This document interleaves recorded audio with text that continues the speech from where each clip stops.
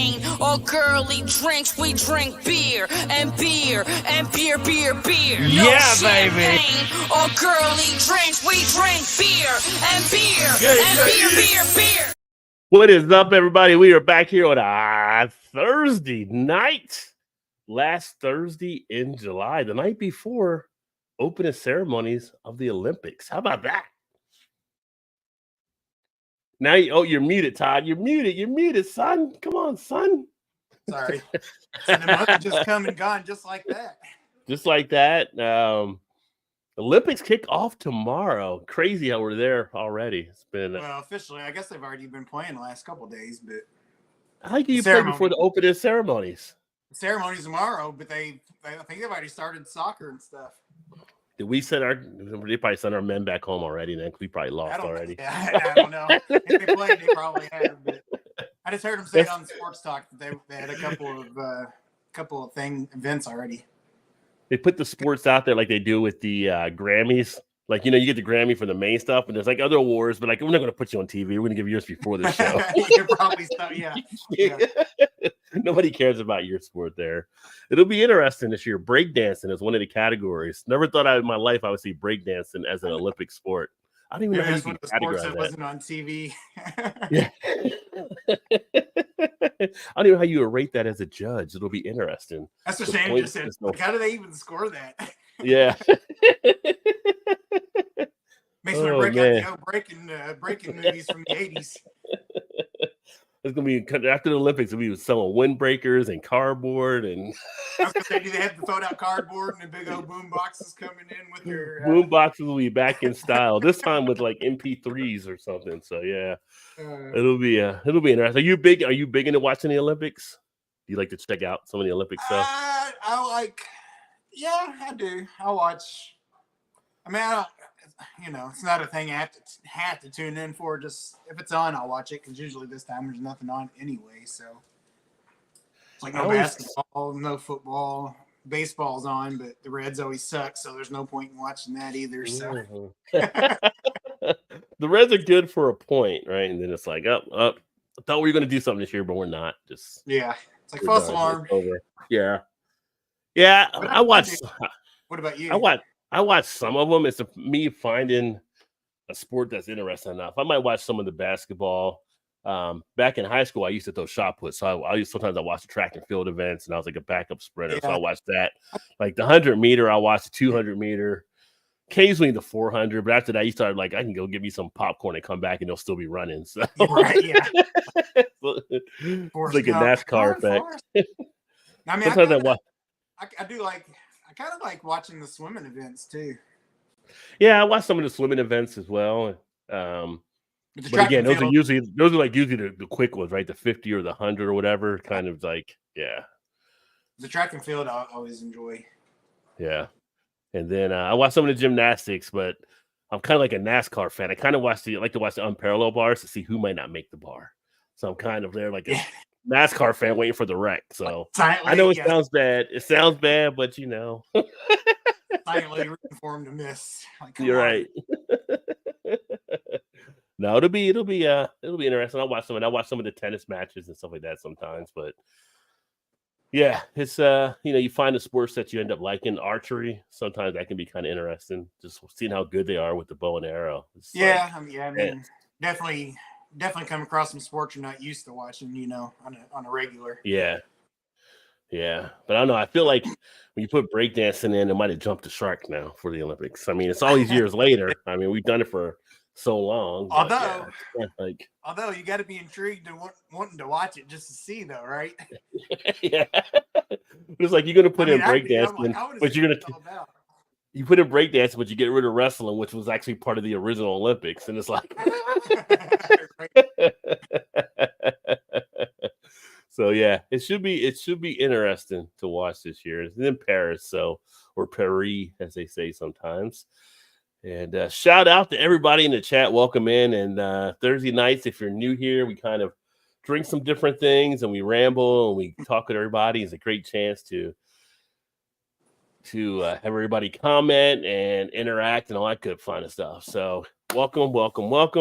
Shout out to you in the chat. We got let's see, the Alkanauts, so Ray in the house out there, I believe. Unless it's Paul.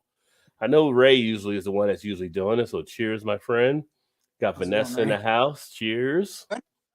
Got Kevin out there, Shark Home Brewing. I like Amber. I have not tried the Amber yet. Yes, I have not talked about the weekly poll yet. Well, the Amber is their Amber for the Mexican beer. What's up, Tater? Happy Thursday. See you as always. Cheers. Kettle in the house. Cheers. Yeah. If you haven't checked out Kettleheads, check him out, his channel. Every day he's like posting. Like you grill like every day, I think. I don't even know if you have an oven actually in the house, but you're always grilling.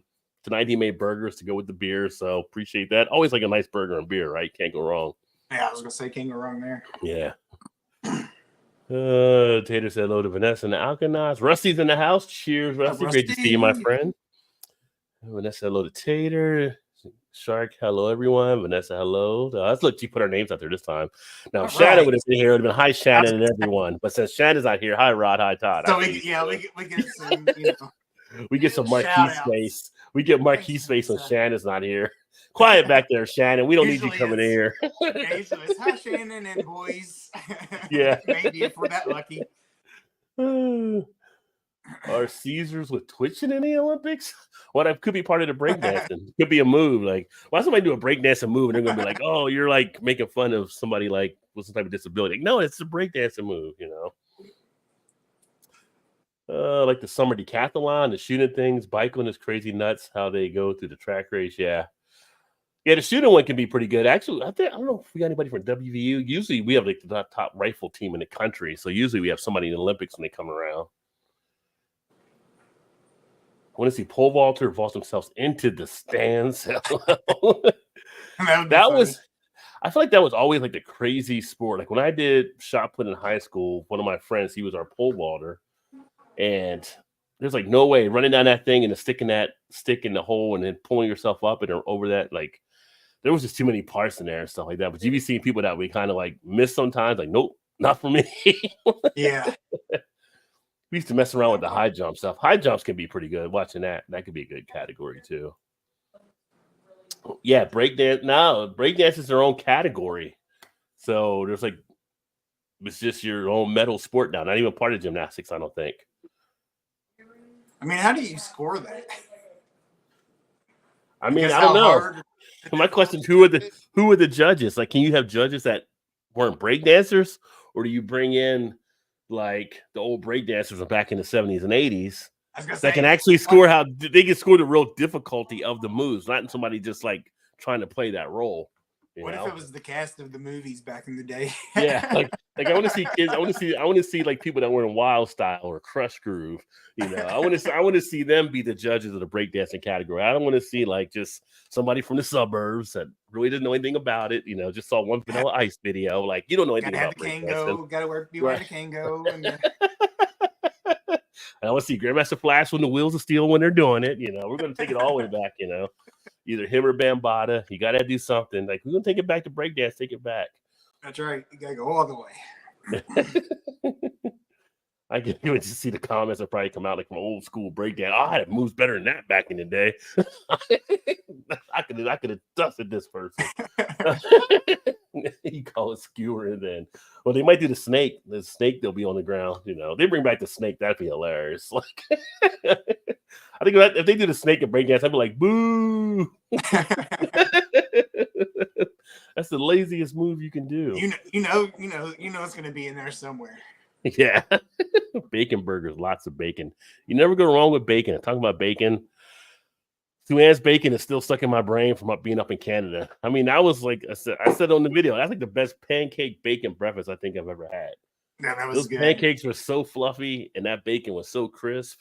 She had 6 pounds of bacon, which was a good number for all the people that were there because I think it all did get eaten at some point. But I was wanting to dig in a second helping of pancakes. I was like, nah, I guess I better let somebody else have some. Oh, I got some more because she's like, oh, I'm making more. Oh, you're making more? All right. Okay. I didn't hear that part of it. I was like, yeah. Dang, man. I could have sat there. I'm surprised I didn't crack open this stout that morning because that would have been perfect with that bacon and pancakes. Yeah. That was some fun. That was good times. 20 years, my right arm stopped random twitching badly. Oh, wow. Occasionally doesn't now. You know, occasionally I have a muscle like twitch. I don't know what causes. Sometimes I'll just be sitting here and my bicep will start flexing. I don't know why. It's never anything serious. I'll never worry about it. But yeah. Old version combat boots are in stock. I'm ordering them next Friday. I thought you got combat boots just recently. I can eat 6 pounds of bacon. Now, any of us that were there probably could have done it. I mean, it was funny because I'm a big boy and I'm one of the little ones that were there. I mean, I was like, Sue-Ann like me at one point. She's like, "You think that's enough? Or I should make more?" I'm like, "Well, Paul hasn't gotten up, John hasn't gotten up, and TK hasn't gotten up, and that's 3/5 of the Nebraska front line right there. So yeah, you better make more." And Shannon was still asleep. So Shannon was still asleep too. Yeah, so it's like, yeah, you better go ahead. And she, that was so good. I mean, she did such an excellent job there. Yeah, it was good. Reminds me, I need to send this care package off. Bacon and beer, always very nice. I've had bacon and beer made with bacon before too. New jump boots next Friday. Feel like wearing them. Well, there you go. You're gonna put that foot in somebody's arse. Is that why you need the boots there, Vanessa? Vanessa and her boots. So yeah, so you got a beer you're cracking open over there. Well, I'm caught up on comments for this second. I do. So I got one from Equilibrium along with Three Sons Brewing Company. This is Infinite Osa double IPA with orange. That's what it's called. Osa. Comes in at 8% ABV. Osa. All right. Osa. Three Sons Brewing. I think they were out of Florida. I looked it up just to see. Yeah, Dania Beach, Florida, and then, of course Equilibrium's Middletown. Now, did you get that one where you're at, or did you get that to bring back, or do you know? No, I actually just picked it up today. Oh, nice. Yeah, I still have a couple that I brought back. I should probably drink those first, but and then tomorrow. Yeah. Today was new releases for the 450 North. Oh, really? Of course, our local liquor store has been getting them. So when I was in there today, I said, "Are y'all getting the new release for 450?" He's like, "Yeah, we'll have them tomorrow." So I was like, "All right, cool." Which makes it nice that you're able to get those there now. Yeah, it makes it nice because they're the only store in the area that you can buy singles of. Yeah. Wow. Like really? He doesn't do the singles. Yeah, what about the other beers? He doesn't want you. He won't let you do it on the other beers. Well, no, he'll let you. In that store, you can buy any singles you want as long as they're not, like some of the 6 and 4 packs come in the carton or whatever. Okay, yeah, you can't break those out, but as long as they're on the rings or whatever, you can have any single you want of any of them. Nice. Now those are always nice. Yeah. All the other liquor stores around here, unless you go to like a Liquor Barn or something like that, they set some singles out on the shelf anyway. But here, if they get this 4-pack on the shelf, you can just take one off the ring and put your own 4-pack together. Now, of course, they upcharge it a little bit, but still, though, it's nice to be able to do that because you don't get stuck with a 4-pack that you may not think is all that great or whatever, Yeah, I think some upcharge more than others do for sure, though. But at one of my spots, they're pretty close to what the actual amount is without having to put a huge upcharge. But another one, they take advantage of it. It's like, really, dude? But yeah, like the 450 North slushies, because they have like the XL, the XXL, the XXXXL. Of course, they go up in price, but I think just like the normal XL, like I bought today, it's only like, I say only, it's $5.99 a can for singles. Yeah, which isn't bad. That even goes up to like each X. I think goes up an extra $1 or maybe an extra 50 cents or something for whatever reason. I guess it's more ingredients, I assume. So. Yeah, more like the fruit and stuff probably. So yeah. Right. So they charge a little extra on those, but I think still on those, even the high end of the single 450 North slushy ones is like maybe $8, $8.50, something like that, maybe. And that's for the XXXXL or however far it goes. For the single, yeah, I think 450 here. I think our singles we can get for around 6 something, maybe 7. So might be a little bit less. I think it always depends on stuff too, though. Right. So, yeah. I think most of the 4-packs though are fairly reasonably priced. Like they're $22 or $23 a 4-pack. So Where's Ray? Here's Ray. There he is. Cheers, my man. Happy Cheers, Thursday guys. What's to you. happening? how you Another doing? Thursday night, another night to chill and have some fun, Yeah. Missing Canada. I think we're all missing Canada. It's hard not to. Withdrawals. Yeah. I hear you. We'll see what Such a happens good- in November, but I forgot to get some job applications when they're up there. Yeah. Can't need to move. You never know what's going to happen. So Yeah. But no, good to see you, my friend. yeah, you And, too. And you got anything you're drinking over there right now? Oh, I'm kind of slumming it tonight, guys. You're gonna be ashamed of me. Oh, you live in a Shannon's world tonight. Uh-oh. Shannon's Is that a favorite right is that a Miller there. Lite? Yeah, it's All right. it was just time to have something really light tonight. Don't So let them shame you. You'll make Shannon proud. Don't let them shame you. She said, "Don't let us shame you." no shaming at all. No shame Yeah. in the game. Here you go. Well, you said yours is light. Mine's is really, really, really light because I've been actually taking some medicine. So, first time actually having one from these guys. But you know what? That's okay because I'm into beer for the taste. But I'm actually having an Athletic Run Nice. Wild IPA. So, you don't always have to drink beer for the buzz. And I've been wanting to kind of check out what they were doing here. I may have an actual beer in a bit, but I'm supposed to take it light right now. For sure. I've heard the Athletic products are quite good. Well, they're selling them like crazy, and they just got like a huge ton of cash infused to them. One thing they're doing here that I found out, they're working with other breweries that like craft breweries that don't have NA beers, and they're stocking Okay. Athletic in there for them, so people can buy Athletic when they come there. So you're getting people that are coming in that may not drink beer. They might be the designated driver, or they may be, and they got partnerships they're forming with some of the other craft breweries. Instead of them having to make it, they're able to supply Right. them with stuff now. But Well, yeah, that's first awesome. time actually having this. I gotta tell you, it smells like a beer. So I mean, after having Go Brewing, they've got some really good stuff. So really looking forward to getting into this one and see how this one tastes too. Nice. Yeah. Nice. That one you've got there, Todd, sounds like a doozy.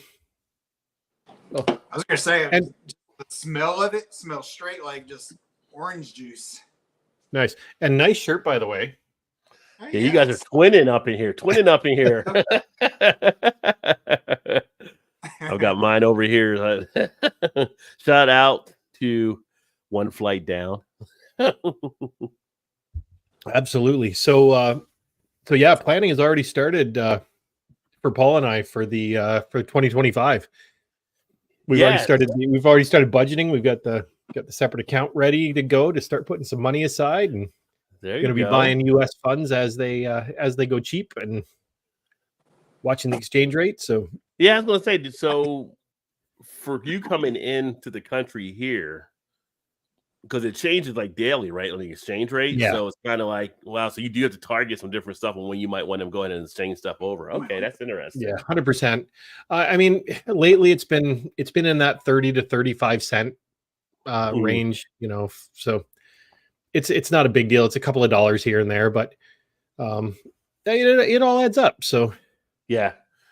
Yeah, I think coming up there, I never really thought about it as much. I knew we were lower anyway. So if it was like 100 Canada, then we're like 70 something ours. So it wasn't that much of a thing. But I guess if you're going the other way, it makes sense to. Well, yeah, 100 Definitely. US turns into 100 and 127, 135, depending Yeah. on where we're at. So Yeah. Walking around like Dave Chappelle on Ridge, bitch. exactly. Yeah, Oh, it's definitely something to think about. I know when we went down to Chicago last year, it was it was it's $350 US for the get together, and I was like, oh, that's great, wicked. Then I was like, wait a minute, that's like $430 Canadian. Hold on a second here. We running numbers on that. Yeah. So, but no, it's all good. It's it was well worth it. It was a good spend. It's we're used to that coming down into the US. It's been years since we've been the other way around. So Yeah. although I do remember those days, that was back in the 80s, I believe, 80s and Now, 90s. Now I'm assuming you guys are going to fly down, right? So No, actually, we're drive. Wow. yeah, our wives want to come. They absolutely enjoyed themselves when they got to meet all you guys, and yeah, so they want to come along. And what we're thinking we might do is we may, and I was chatting with Shane briefly, him and Sue Ann and Paul and I might, and our wives might get an Airbnb close by to wherever we're staying. That way the wives have a space, and we're thinking of heading down, maybe leave Wednesday morning from Niagara. Yeah. That way we're down there Thursday, spend Thursday, sort of checking the joint out, and then do the Brew Troopers weekend, and then maybe check out on Tuesday and take our time coming back and hit some places, maybe stop and play golf in North Carolina. And and I've got some buddies that I've in a band that I've done sound for a gazillion times. They're like a really dirty Southern blues band called the Red Dirt Revelators, and they're based out of North Carolina. So I'm hoping that maybe we can hook up with them and catch a show wherever they might be playing. But they do a lot of traveling throughout the U.S. and Florida. So well, driving up to where you are, it was roughly 6 to 7.5 my way coming up. We stopped along the way, get something to eat and stuff like that. But from where I'm at down to where Chase is probably about 7. So you're looking at about 15. Somewhere in that area. It's I put it into the GPS. It told me 12 hours. Yeah, 12. Yeah, 12 hours to drive, but we figure it would take us probably 15. Yeah. Paul and his wife like to stop frequently, which is great for me because I love to get out and stretch. Yeah. Paul and I'll share the driving duties on the way down, and if something catches our eye, hey, let's go check that out. We don't want to be in a hurry. We're going to turn it into a nice vacation. So that's what you do. That's a part of the good point of driving is you can see the countryside while you're doing it and stuff, and you can pull off and be like, well, that looks interesting. Let's check that out real quick. So yeah, and I don't think either of us or any of us have been down that way. So to fly over top of all of it and not get to see it, it'd be a shame. Yeah. But you guys never thought about taking a train or anything, have you? Oh yeah, train is beautiful. Yeah. It would take some time. Okay. I think it would be a longer trip. Well, with the stops and everything, yeah. And then, although it's a beautiful way to travel, but then, I mean, you're kind of at the mercy of the train schedules. Yeah. And you don't have a vehicle when you get down there, and we like having that freedom of, you know what? Maybe we don't want to do that today. We're just going to go do this. Yeah. So, totally get that there. But yeah, it's the first chance I've had a chance to talk to any of you guys since after the event up here, and I was going through withdrawal from seeing all you guys. It was right. it was such an awesome weekend. I mean, I didn't get to indulge as much as I had liked to because of the whole driving situation and transportation, but happy to do it because I knew what all those breweries were all about. But it was just such a great time. And when that video from the car posted, I lost it. I had snot coming out of my nose. I was laughing so hard. You were awesome hosts, you and Shane, with that video. It's like, I don't know what it is, but as soon as I posted it, like my YouTube just started going boop, boop, boop, boop, and it was like, I think it's like a 2,500 views right now on it, but that's crazy. Like, it's just like that little short, and I think it was Alan when he starts doing jump around in the car. To that point. yeah. It's funny after having that big SUV for the weekend, I was like, dang, I want one of these now. Yeah. I just after putting the fuel back in it before I returned it, though, I was like, nah, I don't want one of these now. Well, considering it's like it's nice, but putting gas in that thing's putting gas in will add up. Yeah. Of course, it's not as big as what you were driving, but. Well, we had the Grand Cherokee, and that Suburban, dwarfed us. It was just like, which is usually a decent size one. So yeah, but that was just a fun time for sure. And I just think there's still so many videos and stuff that are out there that haven't been posted yet. I know, so it's kind of like for sure. Yeah, for sure. I have zero footage. I have some photographs and about zero footage. I was having such a good time that I completely forgot to do any stuff. And you know what? Looking back at it, I don't think I want to watch it through the camera lens. To be in the moment. Yeah, to be in it. Yeah.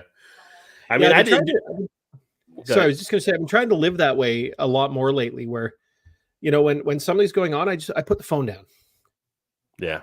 That's usually what Shannon does. She always never takes videos or pictures of anything. She always like, here, you take pictures. I'm like, all right. Well, I think part of it. I'm like, you kind of just want to remember it the way it was, I think part of it too is getting older and then realizing those are moments to have fun in as well. Like you don't have to record every little thing. So right. Yeah. 100%. But I know Paul had a good time. Wish I'd have done. Yeah. The only thing I wish I'd have done more was some beer reviews with people. I should have done. I was in reviews. I didn't do enough on my end. Like I got the review. I pulled up and I got a review with Dave. I got a review with Joe. But I was in a review with Chris. I was in a review with Chase. I was in a review with Brian. But I just didn't record enough on my own. But it was like, you know what? I was just kind of in the moment and stuff. And it's kind of like, so everybody else do that. And I just share their stuff out and everything. Yeah. So, I didn't do a single review with anybody other than Chris. Me and Ray didn't. Yeah, we didn't. We should have done one at Brimstone. It was just like we were so busy just enjoying ourselves. We should have. And I mean, we could have set up anywhere in that space. Yeah. That's the beauty of me working in that building, right? I mean, yeah. We could have set up on the stage up in the sanctuary. We could have set up, we could have done anything we wanted. They've got a beautiful little bar set up there. We could have stood behind that bar. Yeah. But yeah, they would have. Hindsight, right? Yeah. You'll just have to come back. That's all. Yes, that's right. Hey, don't. You don't have to ask twice, Ray. She's like, I didn't even unpack. She's ready to go back out the door. Yeah. I'm just gonna wash the clothes and throw them back in the suitcase. That's right. Yeah. Let's do it. Shout out to Arizona. Cheers, my friend. Great to see you. It's definitely been a while. Another great channel. And Arizona, if you guys don't know Arizona, he's out in Arizona, but he does like a lot of videos around some of the Western type stuff and different tours and stuff like that on this channel. Pretty cool. If you're like into like some of the cowboy type stuff, Wyatt Earp and things like that, he goes to a lot of their places and tells the story behind it. So cool channel to check out. Vanessa, I plan on curing and smoking full pork belly into bacon soon. Oh, that's. Dang. I want to say that sounds so good, but then of course you're Vanessa, because that's what you do. You can do these things. So I've got a pork belly in a freezer. I need to thaw and smoke too at the same time. I got a pork belly right down here. Sorry, that's porky belly. Once I have pork belly tacos, I was like, I've been messing up my whole life. Because the pork belly tacos, once you get them, it's like you're at the top of the mountain at that point. It's my whole life. I've been wasting time on steak and chicken. Carnitas? Yeah. I should have been right to pork belly. That's where you want to go to. So yeah. The first time I think I had it was at a restaurant on a burger. Instead of having bacon and burger, they just did it with pork belly. I was like, I think I just died and went to heaven. Yeah, absolutely. It's like y'all been holding out on me. It's funny, the butcher shop that I go to for all of my meat locally, it's a family owned place, and the Filipino community has discovered the fact that Larry has fresh, amazing pork belly. Ooh. Like pretty much every time I'm in there, nice. There's people coming in to grab it, or they're getting disappointed. He's saying, sorry, sold out. Nope, next week, sorry, sold out. He's like, gotta get there soon. Quick. Like, what are you standing in line for? The pork belly. Like, the pork belly, right? Yep. Pitch a tent right here. I'm awake. Absolutely. But that says she's going to make the 4-pack beer holder from leather at some point. She does a lot of leather making on stuff. Yeah, I'd love to see that. Person I follow from Korea made a really nice Starbucks 2-cup cardboard holder out of leather. Cardboard. Interesting. Miller Lite is in the fridge in the patio. Vanessa got Miller Lite at her house. Shannon must be rubbing off on her. Yeah. Just check her next comment though. He used it for the beer can chickens. It was kind of like Budweiser. I'm not drinking it. Boom. That's strictly for cooking. What's up, Everson? Drinking World Court Mocha Blonde Stout by Legal Remedy, 6%. Let's all slowly get shit-faced like adults tonight. Cheers. Good old Everson. What's up, Emerson? What's up, Vanessa? Hi, Emerson. The car video funny, was fun. I feel kind of bad. The video was awesome. I've got a bunch of beers down in the fridge that had that were left over after all you guys left. So Shane and I just kind of distributed, between us, and I've already reached out to Todd because those beers, like that, freaking amazing. Those hazy IPAs from what was that something from, Beer City? No, Fall City. That was a Fall Fall City. City. Yeah. Oh, such good hazies. Well, I just drank them. That's kind of I didn't. And there's something else in there from something Fool Brewing or something, or Foolish something brewing in there. I was looking at. There's a hazy. I was like, I might have to drink that one too. Might have Fall to. City, 450 North. Trying to think what the other two. I think I brought. Trying to think what the other two. You bring Against the Grain or anything? No, I don't think I brought any Against the Grain. I had two of them in the fridge. I can't think of what they were, and they were both fantastic. The only ones I can think of is the 450 and the what was the one I just said? Oh, the Fall City. Fall City. I'm trying to think what the two I had from Fall City were incredible. The one was the something about a hippie, I think. Hipster. The hipster hazy or something. Beers. Yeah. So that's kind of the hipster IPA is one of the originals, and then they've come out with a couple of different lines. And I think that one's one of their newer ones within the last year or so. Yeah, there were three of those left in the fridge at the Airbnb, and I grabbed all three of those. Nice. Okay, good. And glad you liked them. Yeah, they didn't stand a chance. It was awesome. I just sat out on the back deck it was a really hot, sweaty, gross day, and brought them out in a bucket of ice and just sat there with them. And it was wonderful. Yeah, and those are pretty good, easy drinking ones too. Yeah. Mm-hmm. But they're still, I think, 6.5%, 7%. Oh yeah. That's what I was going to say for the ABV on them. Like they're really. Or were they 8.5? I think those were 8.5 actually. Let me see. I forget what those are now. I can't remember. There was something I had that it was an 8.5%er, and I was shocked. I was like, there is no way this is 8.5%. And I was like, well, yeah, that's what the can says. Maybe they were. So question, Rod, I switched up my microphone here. Does it sound all right on your end, or? Yeah, no, you're coming through good. You're coming through nice. Good. Yeah. Nice. Yeah, the car video was spontaneous type thing. I don't know if the other car had as much fun as we had in our car. I don't imagine they did. I don't think so. But yeah, we had a great time in our car. It's that 80s 90s one hit wonder playlist radio station that I listened to. I think that kicked everything off. It set the mood. 6.2. Okay, that one was a bit lower. Okay.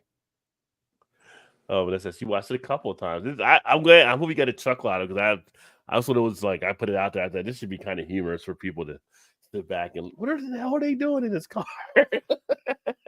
Yeah, it was loud watching it back. You should have been in the car. Yeah.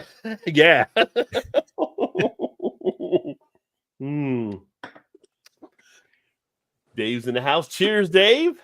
Dave, what's up, dude? Thursday, my friend. If you're out there, I'll shoot you a thing if you want to jump on as well. Hey, Baron. Dang, right now you got me thinking. I was like, what the heck was the other ones I brought? I can't even remember. Yeah, I can't remember. I've got some 450. You brought the 450. Well, the 450 one, yeah, that was the like Fruity Pebbles one. Yeah, I didn't get any of that one. And then the hazy, and then or the Fall City one. And I'm trying to think what the other two were. Shit, I can't remember. Yeah, I could run down. And... So many beers that weekend, I forget what they were. Oh yeah. And I did remember seeing them left over, and I was like, "Nah, I brought those. I didn't want to take them back with me. I was hoping somebody else would take them." Yeah, it was funny. I was trying to push beer on people as they were leaving, and like, I'm good. It's like, all right, I'll take them then. Yeah, because I wasn't sure. Like, I mean, I think I. Yes, I should have came back. I should have came through Monday morning then. Maybe. I took 6, and I felt bad for taking 6. I was like, I want to make sure everybody got some. So I was like, okay, I guess I could have taken a couple more if I wanted. Yeah, you could have, because I think I ended up with like 10 or 12 beers in my fridge. So yeah. Well, usually whenever you host something like that, usually you end up with more as the host and with people. I don't take anything back. So yeah. Yeah.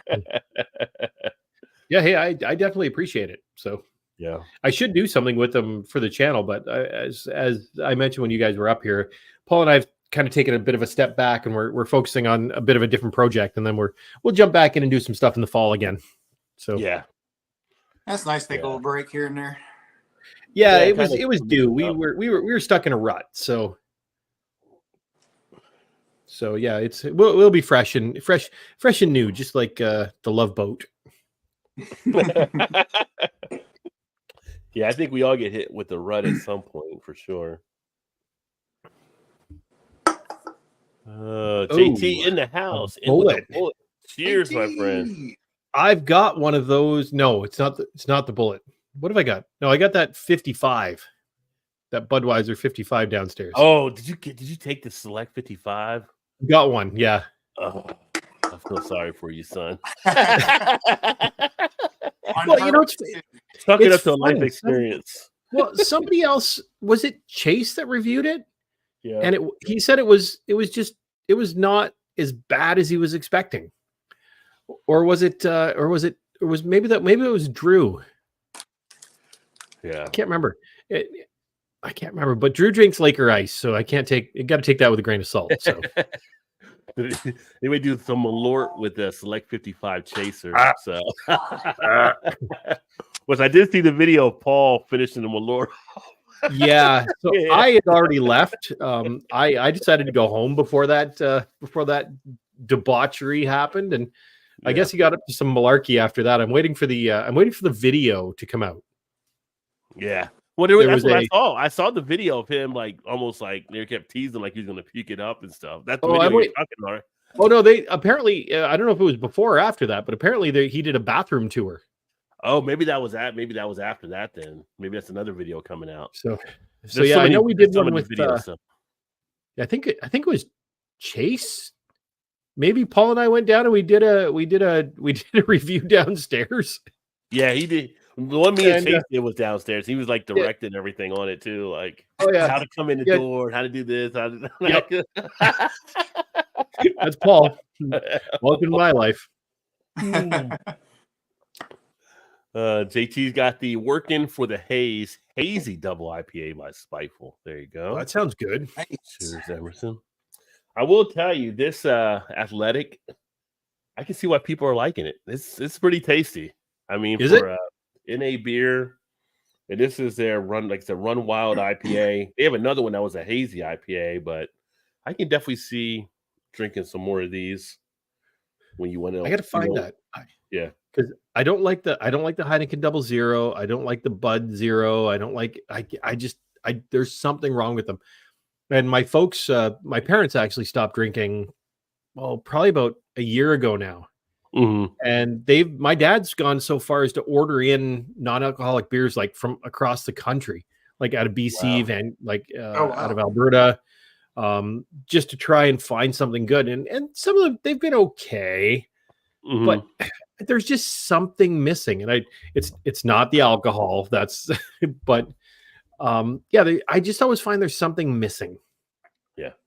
This one, when I first started drinking, it had a little bit of a seltzery appeal, but then as you're drinking, as it warms up, it definitely settles in more to kind of give you that feel. Now I can drink it and tell it's not an IPA because it doesn't have all the other stuff coming through, but at the same point, you get some of that hoppiness coming through, some of the remnants of it being the hops in there and all that kind of stuff.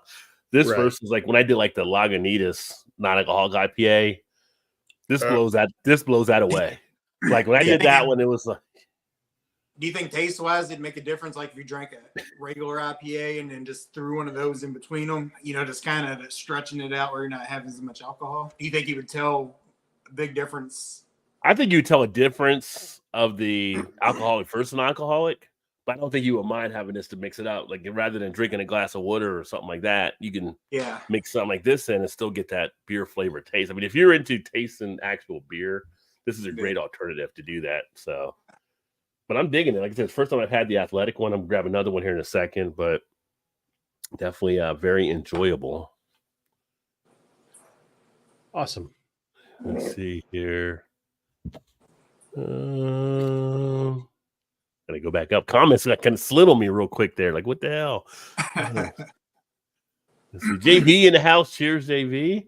Thank you. Oh, thank you, my friend. These guys, I was surprised when I got an award there. So it was just a fun type thing. So yeah, I was not expecting anything really because it's just like everybody's running around, everybody's doing. I didn't even change decided to do them all late and everything. I was just there to support and everything, and it's just like you and me both, right? I was like, yeah, what? yeah. What do you mean? Hey, we're all Chuggy Award winners that are on this show Right. right now, dude. Yeah. This is an award-winning panel right now. No, that was cool. But I mean, I was appreciative of that. But Chase almost like his acceptance speech was just like that was like, man, he almost got you a little choked up. He was so excited and happy. And it's like oh yeah. Come on, man, hold it together. Don't do it. Don't do it. I love that guy. Yeah. And I don't know where the nominations are for like the editing, but Shane might be in the running from just his editing of the whole event. I mean, that was some great editing he put together on that too. That was fantastic work that he did there, pulling everybody's videos and then putting them back in. Because for those of you watching, we actually did it. There was nothing there. We didn't have a video, and like we just kind of went up and he gave the names and all kind of stuff. So we had no idea to see the whole finished package. So that was cool on how he did that. Yeah, Shane does a great job of his screen was. Yeah. Yep. I don't remember seeing what it was. Well, we knew it was green screen. Well, no, I mean what the picture was on the green screen. No, I knew behind us when we were doing the acceptance it was a blue, like a really dark blue screen. It had lights that were going back and forth. Oh, yeah, when he put the editing in, yeah. When you were the green screen was just a green old screen. So right, yeah, Shane does a great job of his editing, and like I said when we did our acceptance speech, you guys do great editing too. So yeah, Paul does so much of that. Paul, I got to give Paul credit for all of that. I mean, like I said, I do most of our shorts because it's quick and simple and easy. But Paul's got to get credit for all the stuff. He spends hours. He's got the time. He's good at it, and it is what it is. Yeah, no, you guys do awesome work there too. So it was a whole great experience. Cheers to Dave in the house. What's up, Cheers, Dave? my friend. Hey, what's up, dude? Good evening, gentlemen. We'll have to get Dave to one of these events. He get him down from Chicago. We could just throw him in the car with Mal and Chew. Yeah. Yeah, 100%. And good to see you, my friend. You drinking anything tonight? I'm killing off that Rod J special I had last week over at Costco, where I got a case of the Sierra Nevada Summerfest for $15. That's not a bad deal. Yeah. I looked at like, let me look at the date, make sure this is 2024. But I'm like, oh yeah, in the cart. You can't. No way. Yeah. Fuck's sakes, you guys. Yeah. I spent $50 on a case of freaking 30 of these freaking things. Oh, Yeah, I gotta go. I can't. Yeah, right. You gotta love the deals in the States. I wish our Costco would sell liquor and beer. It just, I don't think it'll ever happen. But Paul jumped over the ditch yesterday, and he was in either Niagara Falls or Buffalo. I'm not sure. He went down to Duff's Famous Wings, and on the way back, he picked up a case of Miller High Life for $15. Oh wow! Yeah, it's like, come on. You're not hitting the right spots, Ray.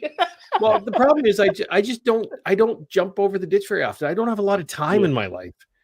Yeah. I'm not retired like Paul. Yeah, well, yeah, Paul's got the time for sure. You'd think he'd do me a solid once in a while and just grab something for me, but no. Hey, Ray. Yes, sir. Shane was wanting to know if the liquor store or whatever up there was still on strike. No, they opened up on Tuesday. The LCBO nice. went back. Strike is over. Okay. Have I been there yet? No. They're like, we can open up. The Americans have left. I actually bought the 30 pack of this at the grocery store today. So. It's like Americans are gone. We can open back up again. Yeah. We would have put some dollars into that store, though. I mean, they're lost. Oh, for sure. Probably a good thing it was on strike while we were there, actually. I mean, I really, wish it wasn't, but probably a good thing. JT says it's a really good hazy beer that doesn't make me choke like, say, any beer by Hop Butcher. Well, Hot Butcher does some pretty fantastic beers. I'm not sure that I like Hot Butcher. I haven't had their beers in a while, although I can get them now on the East Coast, which is weird. So yeah, I just had they made a West Coast like last week, and that was outstanding.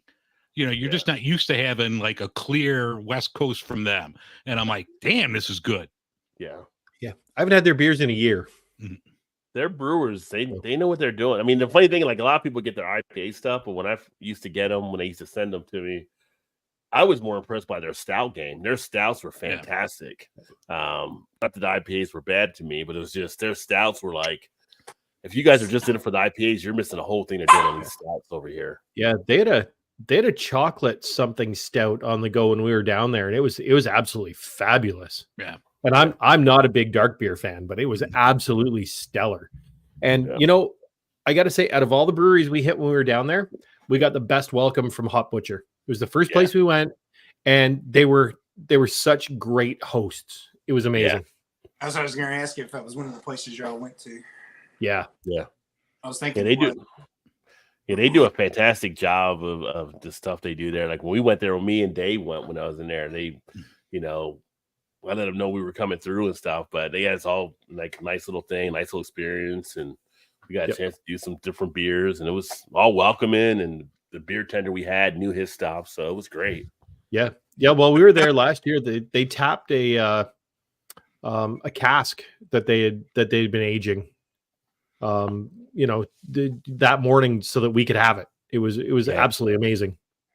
Yeah. One of the good things about going to Hot Butchers, you can go across the street and have one of the best burgers you'll ever eat. There you go. Bad apple. They just opened a second location. Oh, did they really? Whoa! I don't want word getting around town. When I come back, I want to order myself. All right. I wanted to go over there, and everybody's like, "No, we got to keep moving."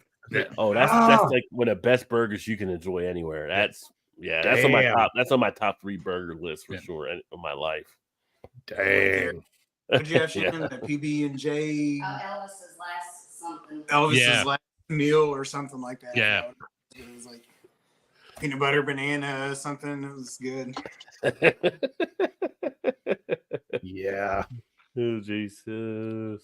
Tell your dad to be careful. Could become a non-alcoholic. Yeah, that's my dad. Yeah. He still does like his scotch from time to time, so he's all right. He's all good. He's got some fantastic, ridiculously expensive bottles of scotch in his cupboard. So you got to test the engine at times, make sure it's still up and running right. That's right. JV's and Vanessa, great to see you. Just the odd game of Civ 5, JV. Talking about what JV was asking if he's playing lately. Cool. Hey, Chris in the house. I know you mentioned he was here. What's happening off the test? One of my favorite people. Chris was awesome. So if y'all don't know if y'all know Chris and off the test, make sure you check out his channel. Fantastic stuff. We had a blast just kind of doing stuff.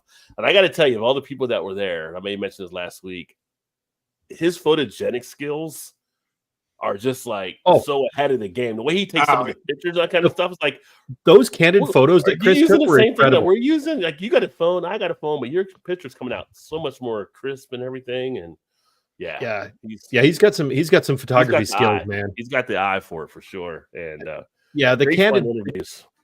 The candid shots were incredible that Chris took. I keep going back and looking at him again. That's such a great recap of what happened over the weekend. He caught everybody's personality. He caught some really cool moments. Didn't he take the one of Shannon and Mal? I think so. I think that was like the best. I think that was the best picture of the weekend right there. Those two. Yeah. Yeah. He it's so funny because that was the first time I met Chris in person, and he lives 5 minutes away from me. I know, that's crazy. Right? Right? It's the craziest thing ever. You find out all these different things there. It's like, it's kind of crazy. I I knew he was in Niagara. I just didn't know where, and it was the weirdest thing. Yeah. Hopefully that'll just lead open to think for to meet together later on more. Well, even like Chris was talking about with him and Joe when him and Joe did the video there. Joe's right over there in Buffalo, like half an hour. He's like, and I haven't seen this guy for how long, right? And it's just like, and time will fly by if you ain't paying attention. Oh, yeah. 100%. Yeah, it was great to Yeah, meet Joe. I've seen his videos, and I mean, Beer Patrol's like an OG kind of beer Oh yeah, reviewer in the area. I mean, come on. yeah. And it's like even when I was in Kentucky, I was like at what hour and a half from Utah. It's like we could have clearly hung out a lot more when I was at it. You just start getting into stuff, Next thing you know, it's like I mean, at least 3 years later. Hang out 3 or 4 times, I guess. Yeah. I am going to come back at some point for Cincinnati Beer Fest, though, in the winter. I want to come back for another one at Duke Energy Center because that's always a good one. Yeah, let me know if you do. We'll come up for that too then. JV said this dude tested positive for COVID today. What? Still not Ooh. COVID now, though, is kind of like from a lot less than what it was when it first came out, though, because we ended up getting it, I want to say like 3 or 4 months ago, like from somewhere, and it was just like it didn't really feel like anything. I had like a little cough or a sneeze, and she said, "You better take a COVID test just to make sure." And I'm like, "Oh, it's probably nothing." It ended up being it, and she had, but it was like you didn't feel anything from it really. So, yeah. So what happened, Todd? Did you like have to run in here from the tractor to get onto the show? Like, were you working? You lost track of time. You were harvesting, I better go. Did you guys not get Green Acres up there? Do you not get Green Acres in Canada? Oh yeah, oh yeah. The problem is he's driving the wrong color tractor. That thing should be green. Yeah, it should be a John Deere. Oh, that tractor's been behind our house for about a month now, I guess. And it looks like somebody set it on fire. So there was like a whole investigation, and there was like tape wrapped around it. So that's the actual view out your back window there. It is. Yeah, there's a farm right behind that good of a green screen. There's a farm right behind our house. That's an actual tractor. That's crazy. Sometimes you have to have Todd open the window and put his hand out there just to make sure people believe it is a real window. I'll go jump on it. I'll just go jump on it and wave at you guys. Yeah, you got to do that because I don't believe you. You go. How dare you? Go. Yeah. Go. Go right now. Yeah, go, right now. Then you we lost Dave there. Arrested, hauled off. Yeah, hopefully JV funny. Hills pass here. Yeah, it does kind of like a green screen, though, doesn't it? Yeah, I mean, this fits right there. I will strive for a chuggy. You're going to get one, my friend. You got all right, dude. And everything there. Thanks, Vanessa. I forgot how bad it was. Yeah. Well, hopefully you're not feeling as bad. And hopefully everything is good. Yes, everybody's get well soon. Yeah, for Thanks, sure. my friend. Trying first day off and work from home, still getting things done. No rest for the weary. Yeah. But you don't get sick days anymore when you work from home nowadays in the economy. Nope. He's back. Chris said hi, Shannon. Chris said hi, Shannon. Hi, Chris. Heard you got the hots from my husband. What? I don't know what happened. What happened at the Airbnb? I don't know about. It wasn't the Airbnb. The video he put that he made with Todd in the review, he was like, talking so good about Todd, and me and Tom were watching it last night, and I looked at Todd and go, romance. CrowdStrike bug. That CrowdStrike is still. I think Delta canceled flights again today or something, or they're still. Yeah, I think they're the last airline that's struggling still, but yeah. And I think that just reinforces the fact that I don't like to fly Delta.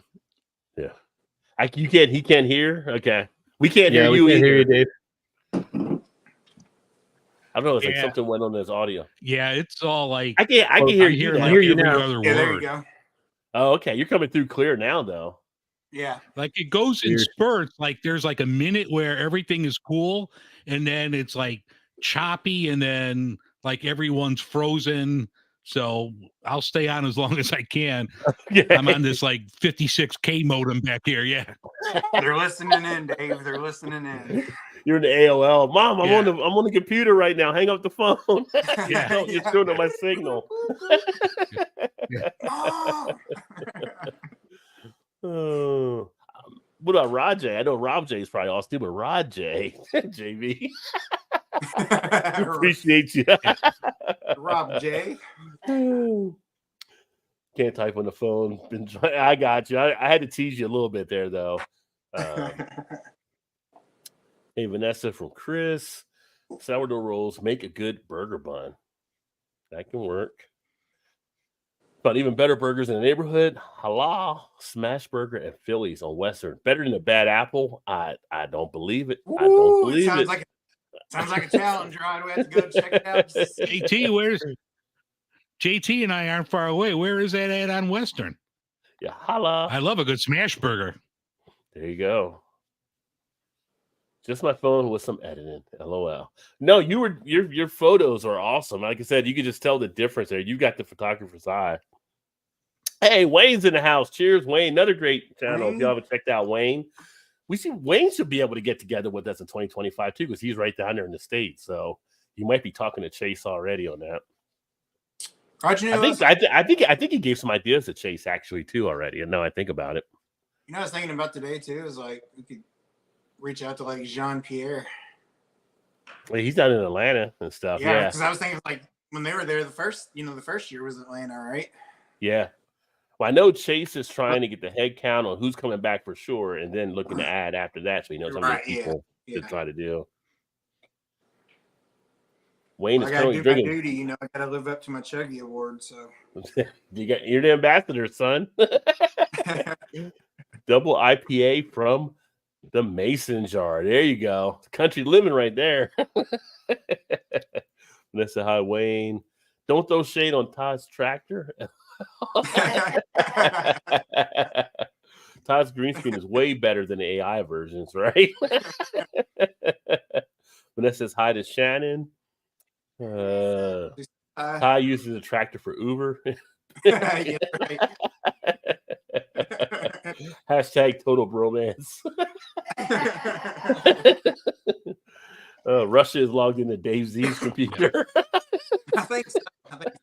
Just don't go through my history. Yeah. Well, how was your return back to work this week, Dave? We know you've been dealing with the back stuff, but now you're back working. It's not good. I got one more MRI on Tuesday, and it's not good. Like today, I take public transportation. I take the L into work, and the driver was in a hurry. This was like a roller coaster. I was bouncing, and I'm like, that's just not good. So I don't know. One more MRI, and we'll see. I don't know if I have to go back out. One doctor says, "Oh, you're 100% healed." I'm like, "No, I'm not." So that's my the company doctor, right? The company doctor say you're healed. Yeah. I'm like, I'm telling you, if you want me to lift something, it's going to be a lot worse. So why don't we just fix it now before I'm permanently injured? Yeah. So like even today, like I've been in a classroom all week because I've been gone so long. So it's like catching up on everything and just like sitting down all day. It's just like, no, this ain't going to work. Yeah. Yeah. Well, hopefully the MRI comes back with something there and they get it all straight for you. But and actually both doctors, the one that wants the MRI, that's another company doctor. So it's not like I'm doing this on my own. One company doctor says, no, he's got some problems. The other company doctor's like, oh no, do whatever. I'm like, man, I can't tie my shoes. What do you want me to do? Yeah. So, I do as I'm told. I go in. I don't want them to say, you're failing to report or anything like that. So, I just do as I'm told. Been sitting in the classroom all week. Well, it's been like over a year. I think you've been dealing with close to a year. Yeah. It's been crazy. But if they give me the clearance and say I'm back, this could be my last Thursday because I know my shift. I won't get home. Well, right until this time, I'll get home around 8 p.m. Central. So I'll have to join in my work uniform, grabbing a beer right after work. Yeah. I'm going to still wait till when you retire so you can write that book, though. Oh, yeah. I would know all the stories you have from the airline industry. Yeah. I know they're going to be some good ones. Yeah.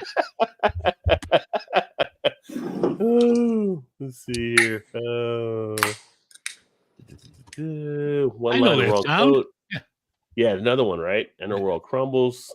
maybe everything shouldn't run off in fucking Windows. Just saying. Well, yeah, I mean, everybody was all tied into this CrowdStrike company, and then like, oops, and then all these people felt the pain from it.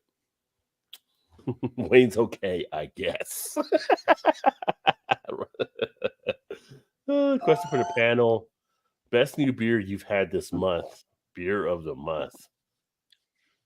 Oh, who would like to answer that? I need to get me another drink while y'all do that real quick. Just correct. Blueberry gooey butter cake. 450 North Slushy XL. Sounds good. Does it have like lactose in that because of the butter cake? 3. It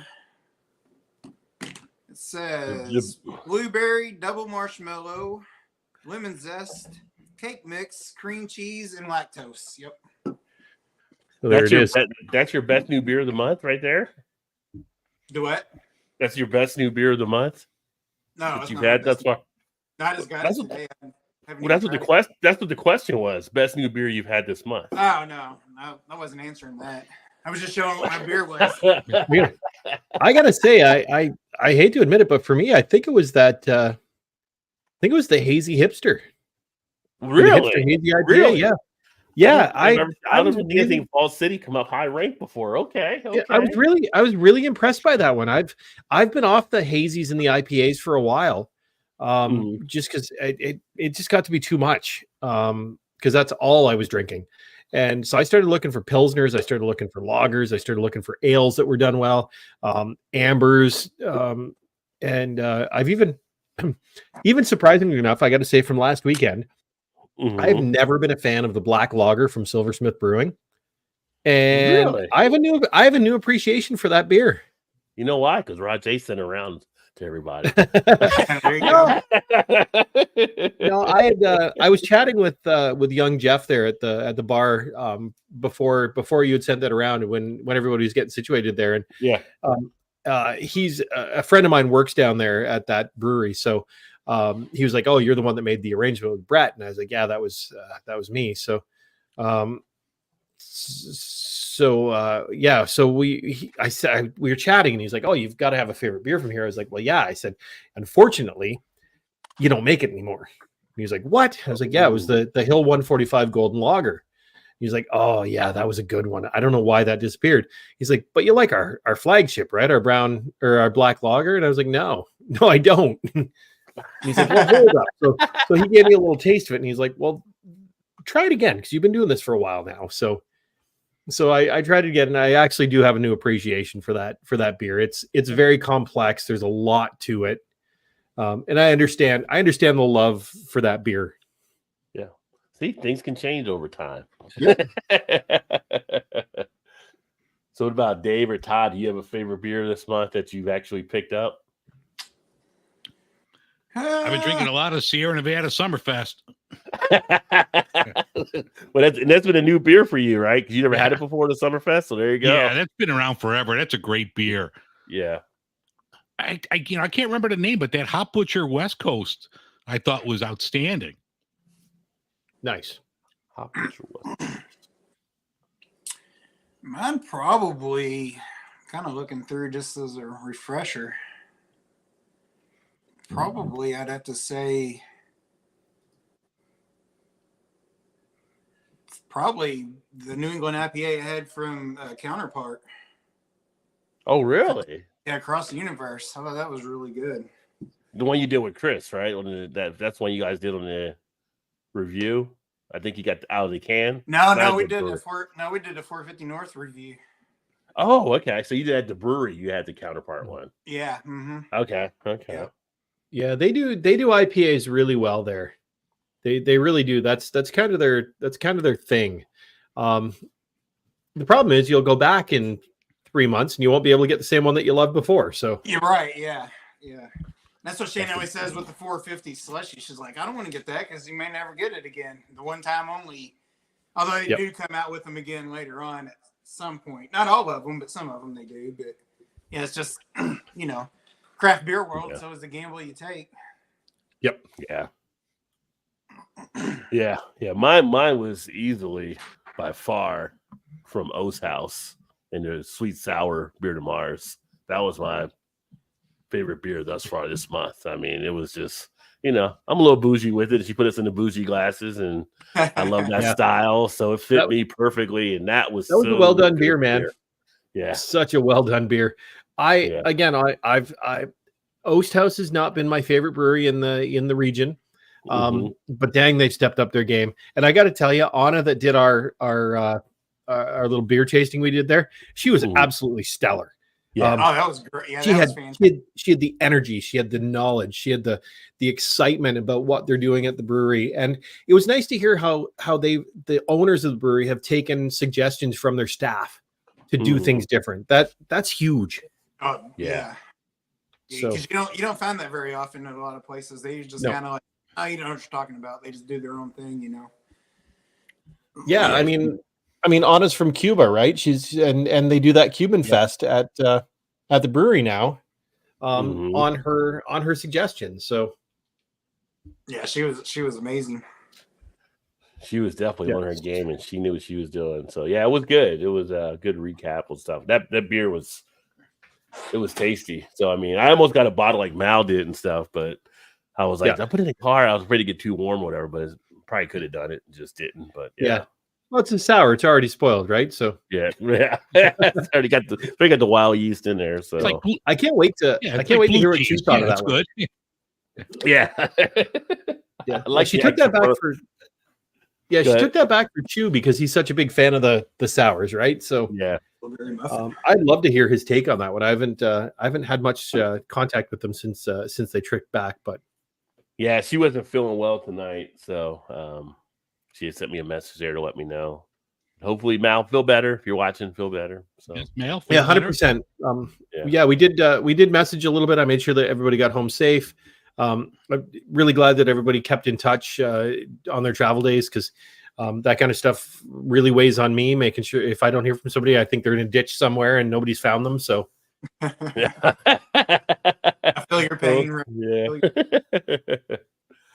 Let's see. Western at Winnemac, Dave. There you go. All right. Wayne said, it's Rowdy Rod and Terrific Tom plus Diamond Dave plus one toss one or a few back Thursday. Yeah. Happy hour live. Wayne's spitting the rhymes there. That's awesome.